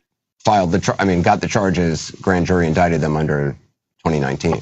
Yeah, and I think there are plenty of folks who, you know, in 2019 weren't making the best decisions across the Justice Department. Is. I think that this president probably feels that way. There it is. Yeah, the Trump Justice Department, who brought the charges up against him immediately, they probably weren't making the best decisions at that particular time. It's kind of where we are, friends, right? Everything that we talk about on the daily around here is the right wing, the Trump administration, Fox News, Newsmax, News Nation, the right wing echo chamber is an attempt to normalize what they perceive or they want you to believe is judicial impropriety. Is that the right word? Yeah, judicial impropriety. So Anderson Cooper calls it out directly saying, well, this happened this whole thing started during your guys' administration. And you're going to claim it's political, it's judicial impropriety? Well, we honestly believe that they weren't making very good decisions back then. Peter Navarro, right? Hold on. Can I just say one thing about the Grizzlies first? Sure, go ahead. This was all about bank fraud. They were trying to defraud banks with the same types of things, or very similar to the white collar crime that the 34-time convicted felon was convicted of. So this family was basically committing bank fraud, right? They were stealing from Peter to pay Paul because they were buying their brand. They were trying to further their failing TV show and continue this brand and this facade they had built, much like Trump. So they had this brand that they couldn't support, so they committed fucking bank fraud. They are fraudsters. They are grifters. I wonder why they got a pardon. Exactly. Like we just talked about, the similarity of the people that he's been pardoning have to do with the fact that a lot of them have committed fraud, right? That's the common thread. But just like we talked about earlier about how they don't address the issue. Instead, they blame the process. Like we discussed at the start of the show today, you know, a lower court in Manhattan, three judge panel. By the way, they tried to change the argument that it was a single judge. It wasn't. It was a 3-judge panel, one appointed by Reagan, one appointed by Obama, and one appointed by Trump, said that you are using the IEPA, the Emergency Powers Act, incorrectly because there's no emergency. So instead of addressing that, this is what Peter Navarro says. Every time you get a court decision you don't like, you and your colleagues come out here and rail against rogue judges. Wait, who is this guy? Tell me who you are, sir. I'm Andrew Feinberg. I work for The Independent, sir. Okay, so that is such a biased question. That is not a journalist question. That was like an op-ed, sir. So I don't even respond to that. Who else has got an intel? Yes, ma'am. Okay, right? So then here we go. Here's the interview that we just listened to with Anderson Cooper. Let's play that again real quick because I think that's appropriate. Once again, we're talking about deflecting from the issue. The issue is the criminality. The issue is the specifics around who did what and why and when and how we address the fact that what these people did is criminal and fraud. And instead of addressing the issue, we're just going to blame the process. Here you go, Ian. The Chrisleys were indicted by a grand jury in 2019, then convicted by a jury in 2022 after a 3-week trial, 3 days of deliberations. You were then hired to appeal, and your appeal, which was very well argued, very thoughtful, was largely rejected. Why do you think they deserve a pardon? Yeah, look, I mean, I think if folks want to go back and look at it, there's a difference between what your appellate issues might be and then the general issues with justice in a case. The biggest issue here was it's very clear the case would have never happened if they were not celebrities. The FBI looked at this case way back at the beginning, 2016, 2017, the early days, or 2006, 2007, and said, we're not interested. You know, years later, the Chrisleys become celebrities, and then all of a sudden the FBI picks up the case again. And I think that sort of targeting based on who you are publicly is what this president's made very clear he doesn't want to condone. It's hard to argue selective prosecution, though, isn't it? Because the trial was in 2019. This was the Trump Justice Department. This was a federal case, right? So it was the Trump Justice Department prosecuting the Chrisleys. I think part of the indictment was, I mean, it's sort of who the department is changes over time. And ultimately, you know, there was the Biden folks who were in charge. And, you know, I think what this president has done didn't the trial start in 2019? Wasn't that the indictment? They were initially indicted. The indictment was there. The trial was not for many. Donald Trump's Justice Department got the charges. Grand jury indicted them under 2019. Yeah, and I think there are plenty of folks who, you know, in 2019 weren't making the best decisions across the Justice Department. I think that this president probably feels that way. Okay, so people in 2019, it was the Trump Justice Department. So the Trump Justice Department, they only hire the best. Their lawyers' argument is that the people at that time weren't doing the work or weren't the best. So it's an indictment of the hiring of people in the Trump Justice Department. They never address the issue. This is the normalization that we talk about, right? Go ahead. No, go ahead. Keep in mind that this family also has ties to white Christian nationalists and do hold some bigoted and racist ideology.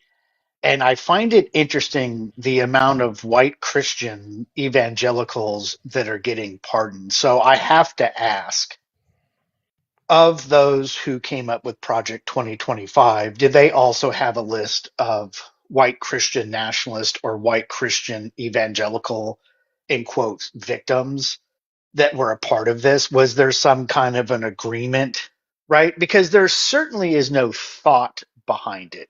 Trump can't even, well, he can never speak intelligently to anything, but he can't ever articulate the reason why, right? It's always the same fourth grade. Well, they picked on them. Well, they're a victim. Well, it was the Biden crime. You know what I'm saying? It's all this deflection.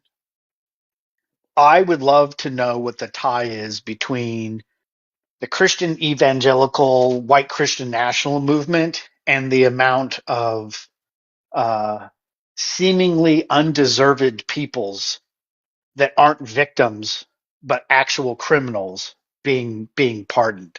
And I think it'll be a fascinating study when people really look and dig into this, because I think what we're going to find is a vast conspiracy between these groups in which all of this stuff was prearranged. Because what we also don't know, and you didn't finish talking about it, the whole collecting of funds for the meme coin for the access to the president, how much of that is also needed for the president to pay people back?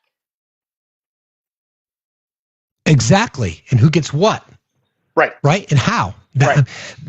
I just, it's really, really important for all of us as we talk about these kinds of things, because I think the legacy media, although they address it, they don't speak of it in terms like I think they should. For example, how do I want to say this? These things have become normal. It's not normal. It's just flat out not normal. Again, we can have an objective conversation about whether or not we should change the pardon rules. Okay, we can have that conversation. That's totally fair. And that's open for objective conversation. I think we should too, right? It's a very broad brush, right? Whether you change the criteria, whether it can't be capital crimes, whatever it might be, whether it be pardon, restitution has to remain in effect, whatever, we can have those conversations. But we can't change the fact that this is pay for play. There's no doubt about it. Yeah, you want a pardon? $1 million to my campaign, no problem, get it taken care of. It's crazy that we have these conversations. I'm distracted by something real quick. Okay. I'm going to ask a favor of you guys real quick. Let me see if I can do this right now. There is I'm doing this on the fly, so I'm trying to work and talk at the same time.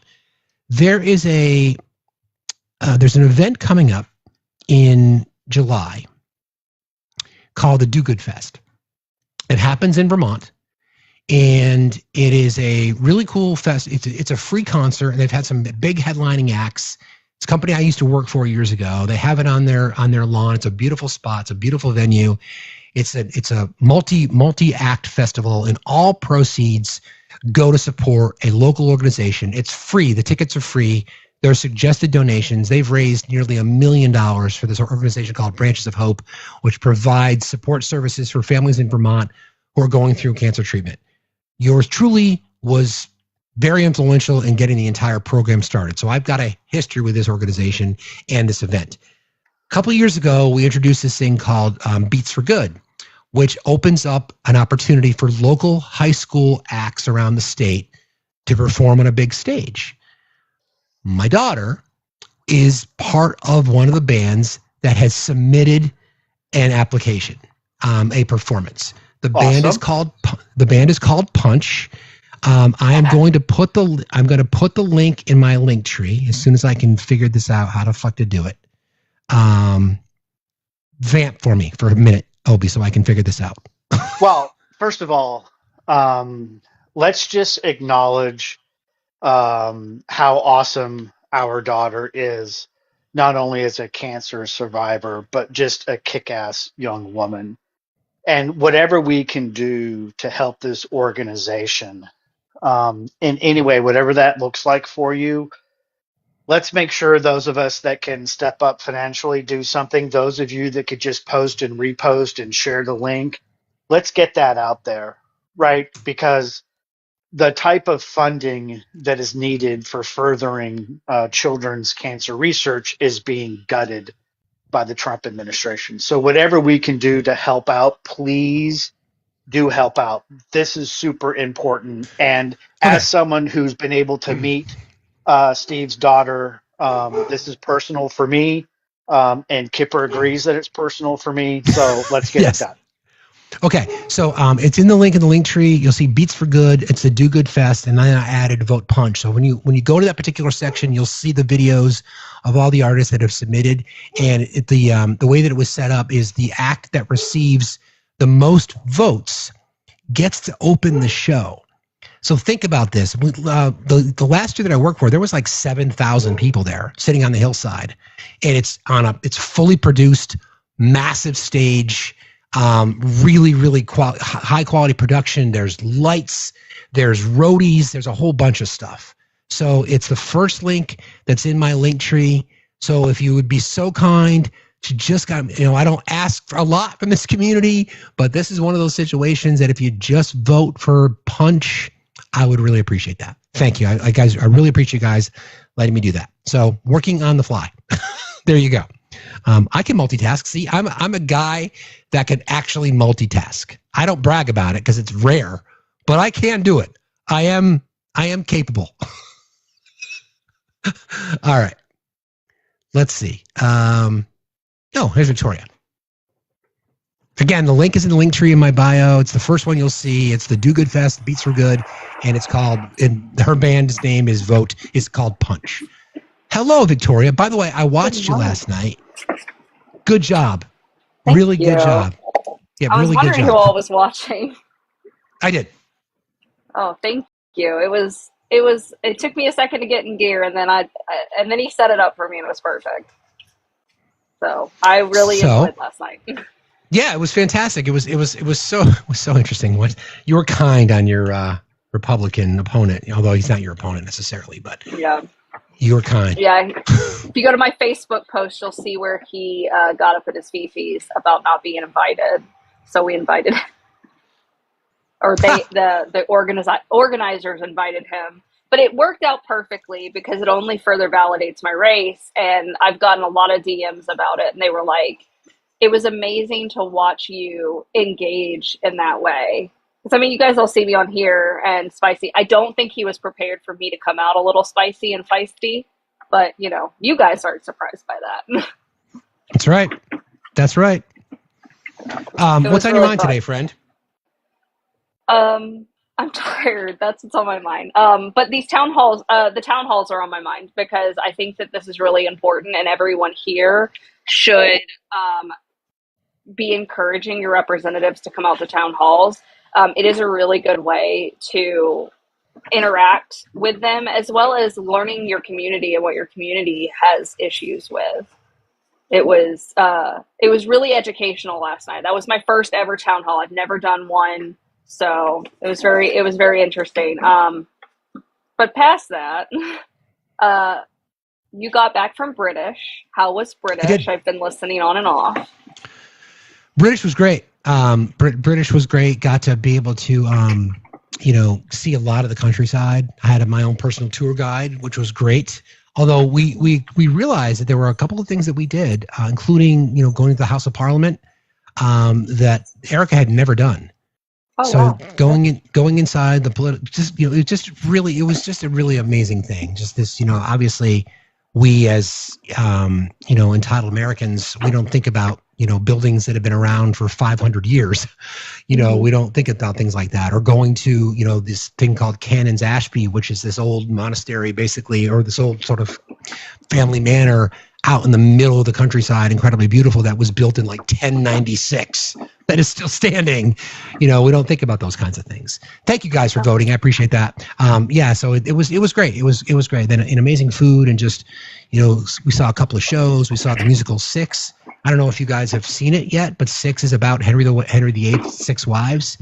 And then the whole theme of the show was like, would we know of Henry VIII if it wasn't for his 6 wives? Probably Don't not. know. Probably not. But it's really cool that it was a cast of women, a band featuring all women. So they addressed the patriarchy, and it was great. And then seeing that in London, then hitting Chinatown afterwards and getting the hairy eyeball from the waiters because they didn't want us to order food that late, but like whatever. It was great. We had a good time. I love that. I'm so glad. I love London. It's my favorite city in the world. And I love the rich history. I heard that you visited the Mobland area, which is a great show. The Cotswolds. Yes, it is. It is. I mean, again, the sort of the common theme architecturally are these like honey-covered bricks. So all the buildings, all the stores, all the homes, they're all the same color. So when you're in the Cotswold, it's like rolling countryside. It was just stunningly beautiful. Just absolutely stunningly beautiful.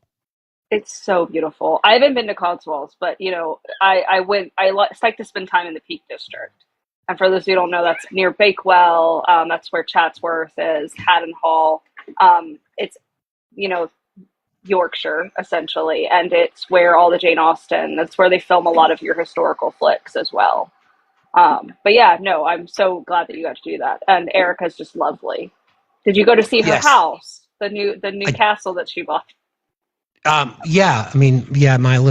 summer house. Well, it's my summer house. So like when I come visit her, it's like, nothing to see here. Just, basic. Beautiful. Oh, Buckingham. Yeah, just basic. Yeah. I love it. Just a basic house. It's how basic. How poor of you. I know, like, it's nothing to see. I mean, it's really just sort of, sort of quiet, subtle, just all these people gather in the front. They want to know what I'm cooking for dinner. I'm like, get away, you peasants. Don't bother me. My guard is about to change. Get the fuck out of here. So fucking good. So beautiful. It was awesome. One of the times I was there, I actually got to see Queen Elizabeth and Prince Philip come through the gate. Nice. Just by like, I was there with my university class. We were on a trip abroad doing stuff. And I heard the sirens go, and I ran back over to my class. I was like, guys, someone's coming in. That's important. And it was fucking Queen Elizabeth and Prince Philip. Yeah, it's what I learned too about the process is that there's 4 or 5 groups of guards, and they're all distinct. They're all distinguished by the buttons and how their jackets are arranged, and all the British guards all have to be a minimum of like 6 feet 2 inches tall, and then the Gurkhas came in. They're also part of the formal guard changing, and they're like little. They're like 5'9", 5'10", so you can see this massive disparity between the height of the British guards and then the Gurkhas. And the Gurkhas are known as legendary fighters. They're like badass. Yeah. So they marched. Anthony's like, yeah. So they marched in, and then the British guards who were there marched out. We couldn't see behind the fence, and we didn't stay for that because we wanted to get out ahead of the crowd and get food because there was like thousands of people around. But it was wild. It was such a wild thing. Again, never something that I ever thought I would have ever seen in my life. So I'll thank Erica for that specifically. It was really cool. Mm-hmm. Yeah, we did. And right around the corner is. Sorry, go ahead. No, go ahead. I was going to say right around the corner is the World War II Churchill history museum where you can go down into the basement and like see where he actually did everything. Oh, I love it. Yeah, we didn't go there. We didn't go there. We saw this too. We saw this horse guard sort of ceremony, and there's big signs like right at the gate that said, "Beware, horses bite and kick." I'm like, okay.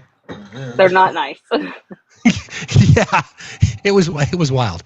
It was really wild, and we had really good weather. So the knock on the British weather is bullshit. Yeah. I mean, there are times where it's like, of course you get the rainy times, but like it's gorgeous and like you can exist. I love it there. So I'm biased though. I know you are, but that's okay. So just real quick, guys, I'm going to use this plug again real quick. So if you go to the link tree that is in my bio and you see the first link that you'll see there, it's the Do Good Fest Beats for Good. And it'll take you to a voting form. So you can watch the video. Modern Band is the band that my daughter performed in. The name of the band is Punch. And then you can see a voting form. And you select by voting for Punch, and it's going to ask for email address. I appreciate it. The band submission that gets the most votes will get to open the show. There are cash prizes that go directly to the school's music program. So if you support the arts, I would really appreciate it. And the band that she got in was kind of an all-star collection. She auditioned to be in the band, and she was chosen as one of the band members. So it's coming to some of the best musicians in the state. And sure, I'm biased, but I saw them perform, and they're freaking really, really good. So do me a solid. There's 520 people in here. If you all voted, then they would likely win. So I would be totally psyched. And finger on the scale, so to speak, why the fuck not? Sure enough, #GirlDad. #GirlDad. Yes. Voted. Okay. Thank you. Appreciate you very much. After we get off of here. Hey, Victoria, before I forget, could you please give Obi some snuggles? Where's my little Obi? Hold on. Let me go get your namesake because he's my sweet boy. Give him home. I was like, what the hell's going on? He's beating up McAngry. Hold on. Hi, baby. Come say hi to your namesake. Look at this little dude. With his little socks. His little socks. Hi, baby. He's just so adorable. Don't you be sassy. By the way, one of the things that I noticed when I was watching last night, you're a Republican, and I thought you were going to kick him in the shins because I could see you react when he said it, but you were much better than I would have been in that moment. He said he talked about he went into his bullshit rhetoric regarding LGBTQIA, the military, trans specifically. Then he talked about when I'm in Washington, I will demand single issue bills. And I'm thinking, oh my God, dude, you clearly do not know how fucking government works. And I thought you were going to kick him in the shin. And I'm like, okay. And then I'm like, All right, I'm glad you didn't, because you were still introducing yourself to your constituency. But that would be something that, for anybody that says, I support single issue bills, have no idea how government works. For example, if it was a single issue bill, don't forget, you as a representative of Congress are there to represent your district. And it's impossible to legislate with 435 congressional districts if we're only voting on single issue bills. Exactly. Yeah. And I By the way, friends, the name of the band is Punch. For those of you that want to vote, the name of the band is Punch. Go to the voting form, select Punch. Thank you. Sorry, Victoria. Go ahead. No, I want to say, and it was really I had to tell the crowd to calm down a couple of times. I was like, let me. I got this, guys. I got this. Like, because I understand the anger there. Like, here's this guy who is the Republican challenger, and it had to go well for him last night. Like, I knew when I walked in that room, it has to go well for both of us. I have to pull Republicans in to vote for me. I don't have to, compromise. But then he comes in, his first answer, and I don't know, you guys probably saw it. I put my notes down. I was like, at this point, it's like, oh, cool. We're just going to talk about nonsense. Fuck this. I'm not going to go on the notes. I'm just going to hit you the entire time, because you're not listening to the room. And two, like, this is not the place to be saying shit like this. Like, you knew when you walked into this room, I knew who was going to be watching. And it was very interesting to watch him consciously make those choices. Like, not read the room and not say, you know what, maybe I shouldn't say that. I did only say fuck once, which I'm really proud of myself, by the way. Can I share what I think your best moment was? Yeah. But let me first preface it by Republican dude, you do not wear a suit jacket and a waistcoat with jeans. You wear it with the suit pants it came with, and you never wear a vest and a jacket with jeans, one or the other. Okay, I got that out, because what would they say? What would they say on Savile Row about that, Obi? They would say clearly he's from America. Yes, they would 100% say that. The only thing bespoke about his outfit is that it should not be spoken about. Anyway, your best moment, and I mean this honestly, I was so fucking proud of you the way you did this. When he was going on his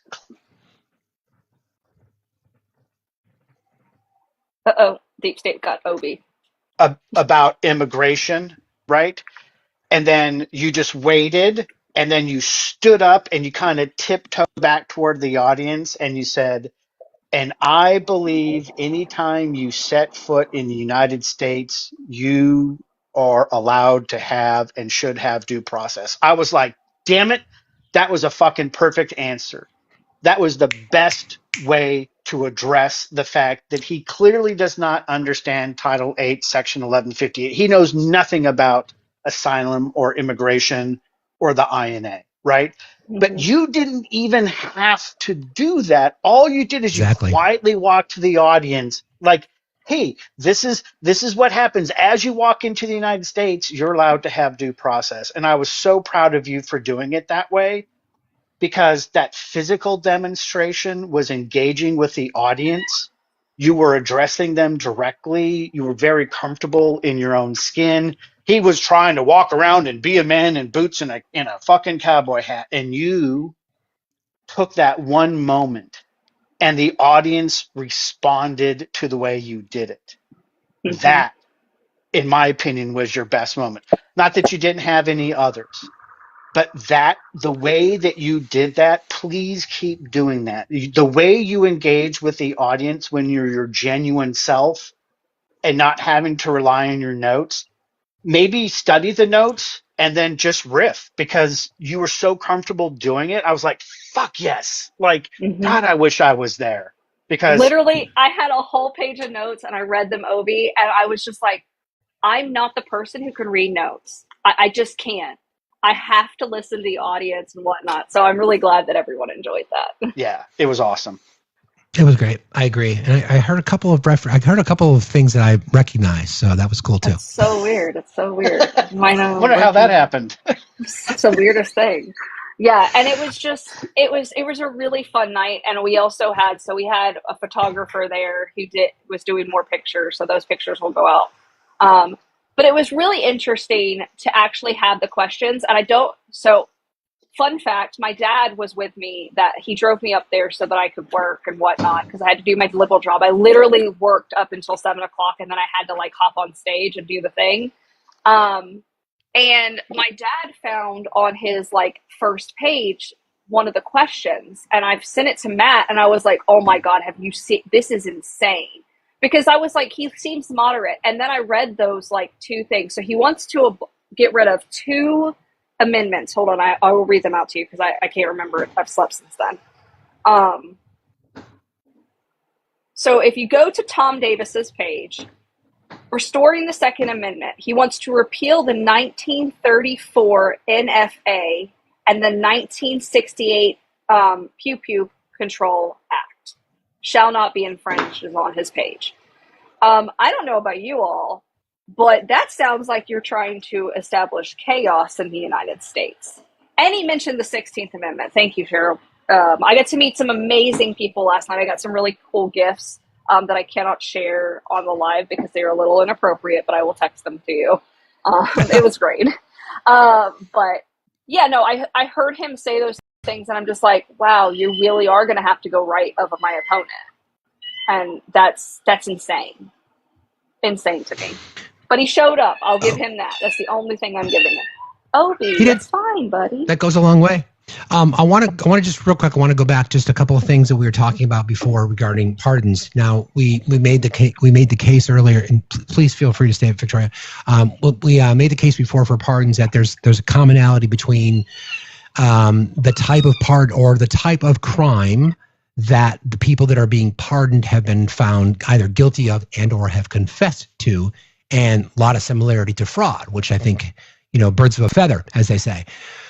Well, there was also, if you remember a few years ago, there was a plot to unalive the governor of the state of Michigan, Gretchen Whitmer.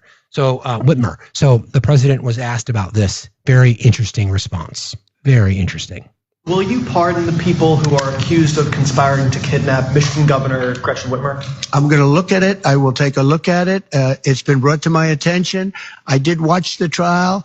It looked to me like somewhat of a railroad job. I'll be honest with you. It looked to me like some people said some stupid things. They were drinking, and I think they said stupid things. But I'll take a look at that. And a lot of people are asking me that question from both sides, actually. A lot of people think they got railroaded.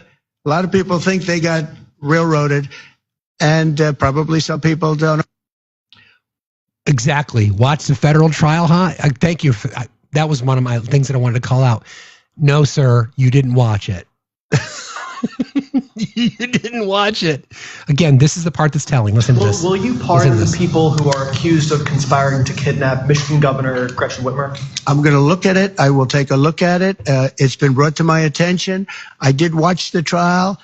It looked to me like somewhat of a railroad job. So remember the sound that we played earlier when it came to the Chrisleys, and their attorney said it was the agenda of people in the Department of Justice in 2019. Okay, because the people pardoned are fans of Trump. Now, Gretchen Whitmer, who's obviously not a Trump fan, whose name has been thrown around as a potential presidential candidate in 2028 and beyond, the people who attempted to, or made, I should say, or planned, plotted against her to kidnap her were hardcore Trumpers, but because they were found guilty, it's the judicial system again. You see how this works? It's just, do you guys just see how this works? You tracking with me? I know you all, because you're all the smartest chat on TikTok. Hey, smartest chat on TikTok, have you voted yet? Go to the link tree in my bio. The first link you'll find is the Do Good Festival, Beats for Good. If you see the band Punch, my kids in the band, if you wouldn't mind just voting for them, I'd appreciate it. Thank you very much. So, again, blatant corruption. If we do not, exactly, if we do not have a system, if we can't trust the judiciary, listen, I don't want to say this. Court's decisions are what they are. Like we discussed earlier, there is corruption in all walks of life, all right? But we have to have some faith in the judicial system. Now we know I've probably seen too many mob movies or watched too many, influential juries or whatever that might be. We all certainly know that there's jury tampering and witness tampering. We know it exists. I get it. If we can't believe the decisions of a jury of your peers, if we can't believe the rulings of a court, if we can't believe the rulings of a judge, then we no longer have a system. Sorry, Obi. Then we no longer have a system. We have what we have. And now we have the president of the United States saying that, well, because these guys voted for me, it must be a railroad job, because there's no way somebody who voted for me would get a fair trial, basically. All right. A couple more pieces of sound that I wanted to play for you guys. This, again, the Harvard situation has gone back and forth. We now know that a court has ruled that the Trump administration cannot deny or cannot tell Harvard that they can't accept foreign applicants, which, again, the Harvard president went out publicly during commencement and gave a great speech and said, not going to tell us what to do, basically. We don't need you. We're going to do what we want. So KKK Caroline, and she's wearing her cross in this particular soundbite, she had some strong things to say about Harvard. So let's listen to what Caroline's words of wisdom. Interested in giving that taxpayer money to trade schools, in programs, in state schools, where they are promoting American values, but most importantly, educating the next generation based on skills that we need in our economy and our society. Apprenticeships, electricians, plumbers. We need more of those in our country and less LGBTQ graduate majors from Harvard University. And that's what this administration's position is. And we also are not going to tolerate the illegal criminal. How do you major in LGBTQ? I did not see that on the list of accredited majors at Harvard. I don't recall seeing a major in LGBTQ. Anti-Semitic behavior that we saw take place at Harvard and many other college campuses across the country. Harvard, founded in 1636, is the oldest institution of higher education in the U.S. and has played a central role in shaping American thought, governance, science, and culture.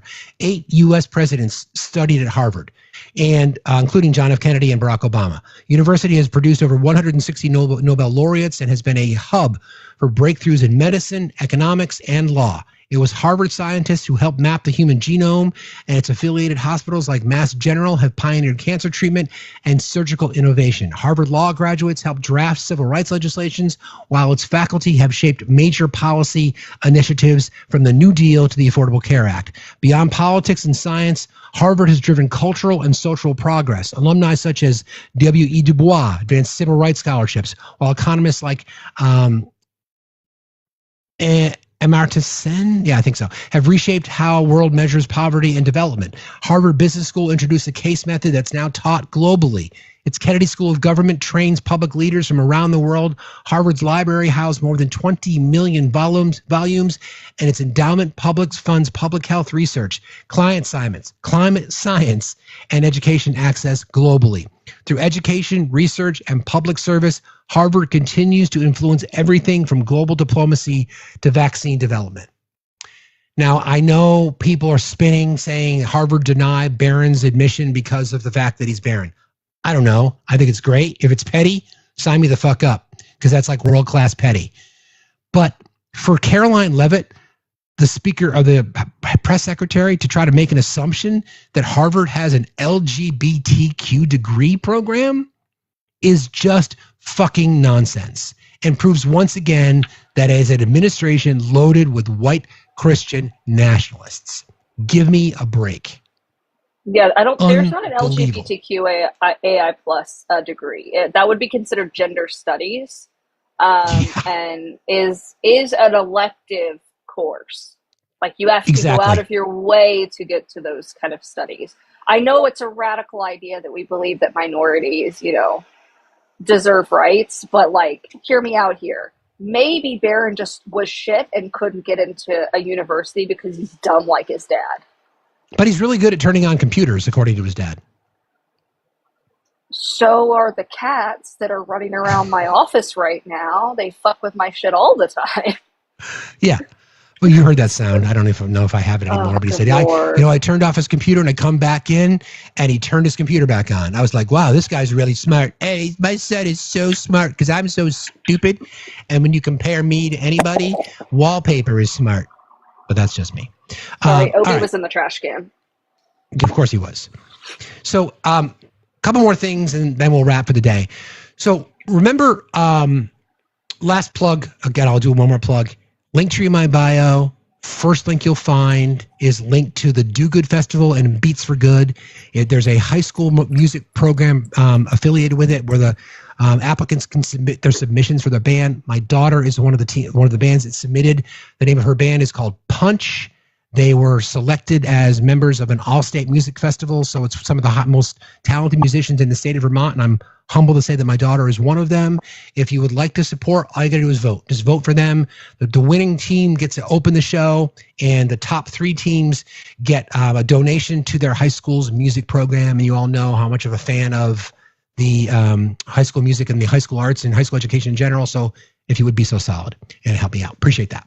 Links in the link tree in my bio. Vote Punch, P-U-N-C-H. All right. So remember Trump's big push. Everything was going to come in 2 weeks. Everything was going to come in 2 weeks. Infrastructure in 2 weeks. Healthcare in 2 weeks. Tax policy in 2 weeks, et cetera, et cetera, et cetera. So we have a compilation of some of his claims regarding his timeline. Because just recently he said that he'll get back to us in regard to Russia, Ukraine in about 2 weeks. So this is what he had to say. And I'll fill you in as we go as to what he's referring to. Here you go. Despite generations of intelligence, decades of a track record, and years of provocation, here is President Trump's timeline for when he'll be fully able to read Vladimir Putin. Do you still believe that Putin actually wants to end the war? I can't tell you that, but I'll let you know in about 2 weeks, within 2 weeks. Now, if that timeline sounds familiar, because before Taylor Swift made a fortnight famous, Donald Trump had the era on lockdown. Trust President Putin. You know, in about 2 weeks. I'd rather tell you in about 2 weeks from So this is the war on Russia. now. You can ask that question in 2 weeks. That's over the next couple of weeks. This is tariffs. Wouldn't you say? I think so. Over the next 2-3 weeks. We'll be setting the number. I will make that decision, I would say, over the next 2 weeks. That was from June of 2019. This is from May of the same year. At some point in the next 2 weeks or 3 weeks, I'm going to be setting the deal. It should have been done by Biden. Hostage negotiations between Palestine and Israel. Just like the young gentleman that I brought home yesterday after 2 weeks. And I think I'll go to immigration from September of last year. A couple of these towns over the next 2 weeks. You'll see for yourself. And I'll be making Paris Climate Accord. A big decision on the Paris Accord over the next 2 weeks. I think you're going to find some very Obama wiretapping. Interesting items coming to the forefront over the next 2 weeks. We're going to be announcing tax plan from February of 2017. Something I would say over the next 2 or 3 weeks that will be phenomenal. We've got the plan largely infrastructure completed, and we'll be filing it over the next 2 or 3 weeks, maybe sooner. We're going to be having a news conference. ISIS. In about 2 weeks to let everybody know how well we're doing. We're signing a health care plan within 2 weeks, a full and complete health care plan. By the way, we are still waiting on that health care plan. I mean, come on.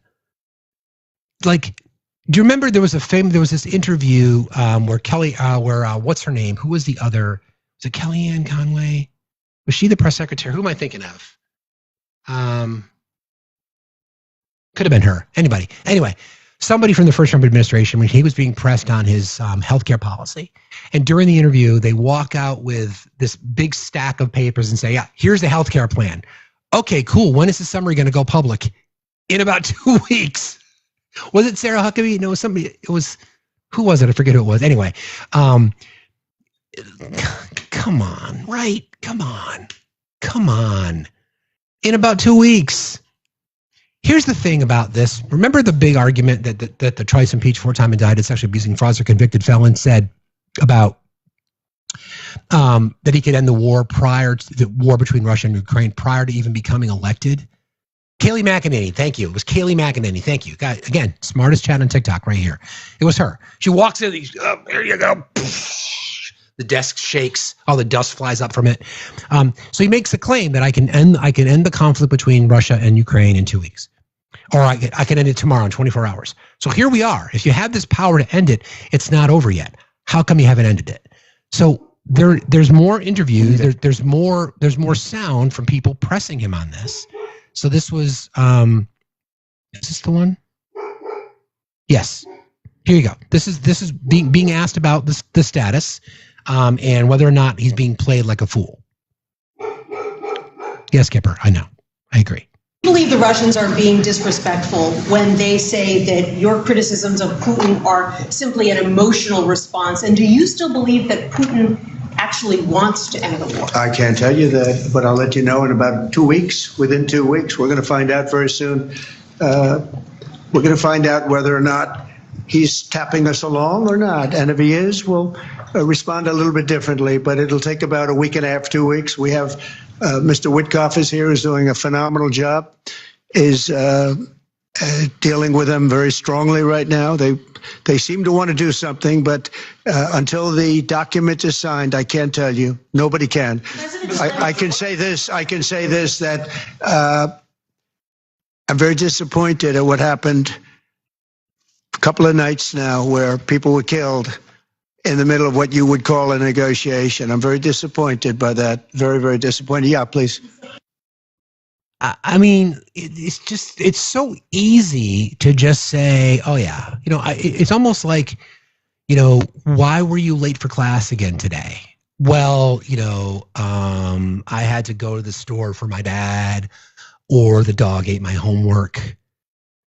It's beyond incompetent. I mean, we can check box every possibility of corruption that we've seen, but it's beyond incompetent.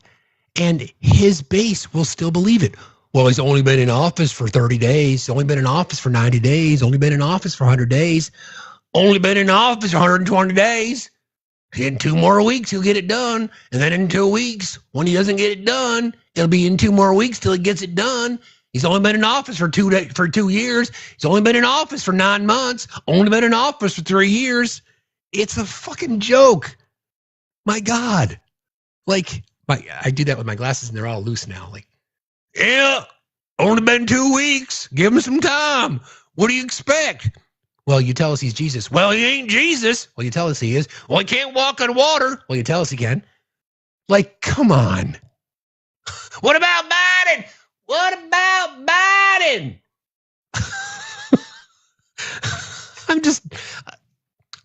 We laugh because it's funny, but we laugh because it's fucking nuts.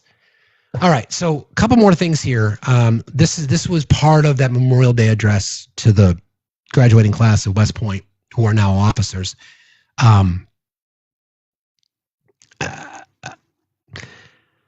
Part of the role of the president, the commander-in-chief, is to congratulate and shake the hands of people that are graduating from West Point, the next generation of officers in our military. And the lie that he told his base that he's got to have to go deal with Russia and China, and he didn't, and he was playing golf 3 hours later. It's just, okay, this is the sound. And we are buying you new airplanes, brand new, beautiful planes, redesigned planes, brand new planes, totally stealth planes. I hope they're stealth. I don't know. That whole stealth thing, I'm sort of wondering. You mean if we shape a wing this way, they don't see it, but the other way they see it? I'm not so sure. But that's what they tell me. Does he know that West Point is the Army? Now, I'm not saying that the Army won't be using some stealth fighters, but does he know that West Point is the Army? I don't know if anybody's talked about that, but does he know? Does he know? And remember, he's the guy that actually thinks stealth means invisible. Like you can't see it. It's not like Wonder Woman's invisible jet. It's not like that. Which, can we be real?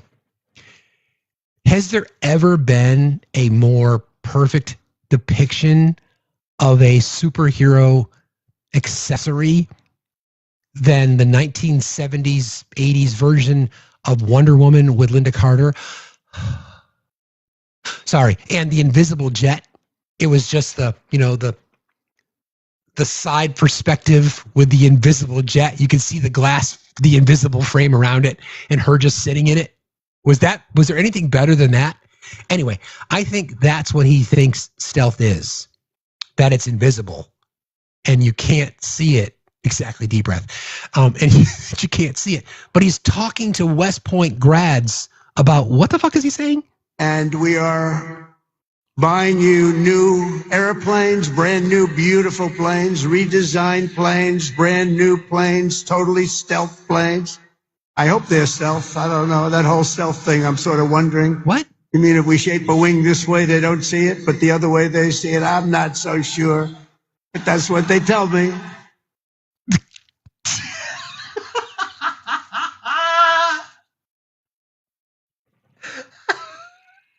That's what they tell me. I think he thinks it's the invisible jet. I think he thinks that we're going to give you new planes. We're going to give you the lasso of truth. We're going to give you the shiny gold bracelets with the stars that you can deflect bullets. We're going to give you the time stone. You're going to be loaded. You know what the president said? He's going to be giving the army invisible jets, just like Wonder Woman. Biden didn't do that. God damn. Our president, ladies and gentlemen. That's our president. Okay, what else do I have here that I wanted to play for you guys? I played that. I covered that. I did this one. All right, the last thing I want to talk about before we wrap today is there's this really interesting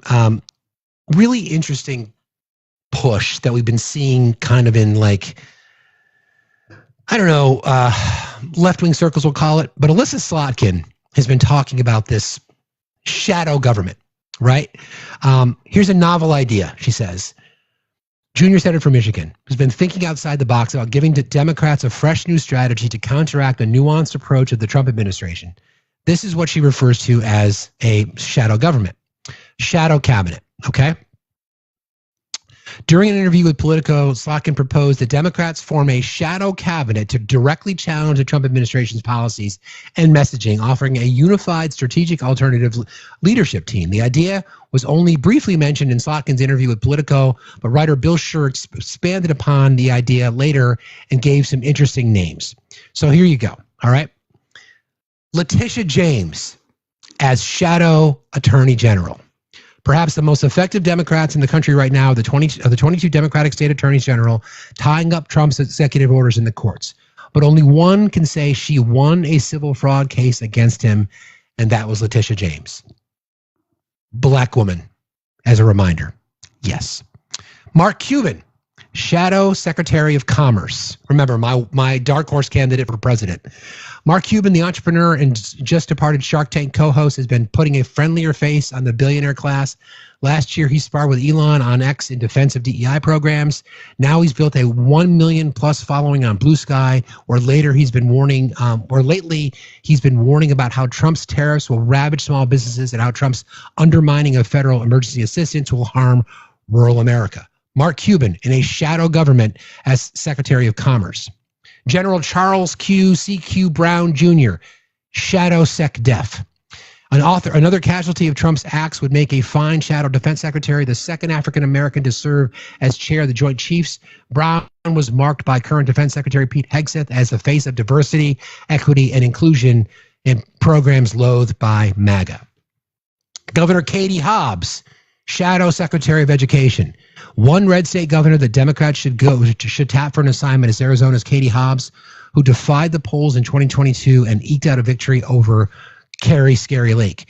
Like some Democrats facing a GOP-controlled legislature, Hobbs spends a lot of her time issuing vetoes. She holds the Arizona veto record, but since the Arizona legislature is closely divided, Hobbs' vetoes stick, and they've mattered when it comes to education. John Boyd Jr., Shadow Secretary of Agriculture. Farmers, many of whom depend on exporting their crops to make a living, have long been cool toward tariffs, yet warned toward Trump. yet warn about Trump. One farmer cool to both is John Boyd Jr., the founder of the National Black Farmers Association. He told CNN in March, he warned of a state of emergency for America's farmers because the president came right into office, caused a whole lot of chaos in a separate tweet. John Boyd Jr., Shadow Secretary of the Agriculture. Governor Josh Green, Dr. Governor Josh Green, Shadow Secretary of HHS. Hawaii Governor Josh Green is in effect already serving as a shadow HHS secretary, as he often sits for television interviews to counter the vaccine skepticism issued by Robert F. Kennedy Jr. Mary Barra, Shadow Secretary of Energy. General Motors CEO Mary Barra is a Michigan-based business leader making electric vehicles that include union labor. Who better to start the clean energy future that is good for America and American workers than her? Bobby Olvera Jr., Shadow Secretary of Labor. The Shadow Cabinet's economic team can't just be made up of celebrities and former government officials. Democrats need some folks who really work with their hands, especially to counter Trump's protectionist policies, which retain some appeal in blue-collar communities. John Tester, Secretary of the Interior. Trump's Interior Department has embarked on a sellout of public lands to fossil fuel and mining interests, fast-tracking the permitting process in ways that may run afoul of the law under the dubious guise of national energy emergency. To make the case against the ravaging of public lands, Democrats need to find a tree hugger. They don't need to find a tree hugger. They need someone who can speak the language to rural America. John Tester, 3-term senator elected in Montana. Samantha Power, Shadow Secretary of State. Samantha Power has long been a powerful voice in American foreign policy, whether she was serving as Barack Obama's ambassador to the UN or as administrator of the United States National Agency for International Development under Joe Biden. And Lena Khan, Shadow Secretary of the Treasury. As Federal Trade Commission chair under the Biden administration, Lena Khan roiled corporate America with an aggressive antitrust approach that won her plaudits from progressives. But some notable populist Republicans were also impressed by her, including then Senator J.D. Vance, who said last year that Khan was, quote, one of the few people in the Biden administration that I think is doing a very good job. So thinking outside the box, right? These people, first of all, their credentials, when stacked up against the people that they would be replacing potentially or supervising in a shadow government, is crazy. And since the right for years have said that there's a shadow government running the country, then let's fucking do it. Let's do it. People like that, pushing back against fascism or calling out checks and balances or running around on media and doing all these shows, telling them why or how things could be and should be. I think it's great. Okay, friends. Well, it's been a fabulous day today. I appreciate you all very, very much. It's great to be back. I'm tired. No Facts After Dark tonight because I'm still struggling from a little bit of jet lag, but we'll get back on our regular schedule, so we'll do Facts After Dark next week. You'll probably see me around this weekend. I've got some set painting to do. My daughter's in a show coming up in a week and a half, so we'll be doing some set painting and some set construction because Dad's work's never done. One last reminder in the link tree that is in my bio, the first link that you'll see will be for the Do Good Festival and Beats for Good. It is a festival that raises money. All tickets are donation. They're free. Money's raised go support a community in the central part of Vermont that supports families with cancer. It's called Branches of Hope. And a couple of years ago, was yours truly's kind of idea, so it's kind of like my baby. We introduced this. It's called Beats for Good. It's a program for high school musicians in and around New England, primarily Vermont, although they've expanded it in recent years to give these musicians an opportunity to play in front of a large crowd. And my daughter's band, it's called Punch, is one of the finalists. So if you wouldn't mind, I'd appreciate you guys maybe voting for Punch. Go to the link tree in my bio. You'll see the vote form. Vote Punch, and then we'll see what happens. Mods, who gonna raid today, friends? Anybody have any ideas? Who's out there? Who's live right now that we should raid? Are the usual culprits? Is Matt live? Haven't seen Matt in a while. Let's if USMC Angry Vet is live. And by the way, Felice shared a picture of Matt without his beard. Mo, is Mo live? We'll raid Mo. Everybody go say hi to Mo Moderate for us. Thank you, friends. It's really been a pleasure being back. I really appreciate your kindness and your support. Just as a reminder, we're still marching towards 200 subscribers. If you've yet to subscribe here, please consider doing so. You can also support the channel through the various pay apps, or you can go to FactsStillMatter.site. Either way, we're pushing towards 200 subscribers. So your support and your kindness and your generosity and your just love of what we do here is greatly appreciated. I love you all very, very much. We'll see you Monday. You'll probably see me around over the weekend, but we'll see you definitely Monday morning, 8 a.m. Eastern time. But please go say hi to Mo.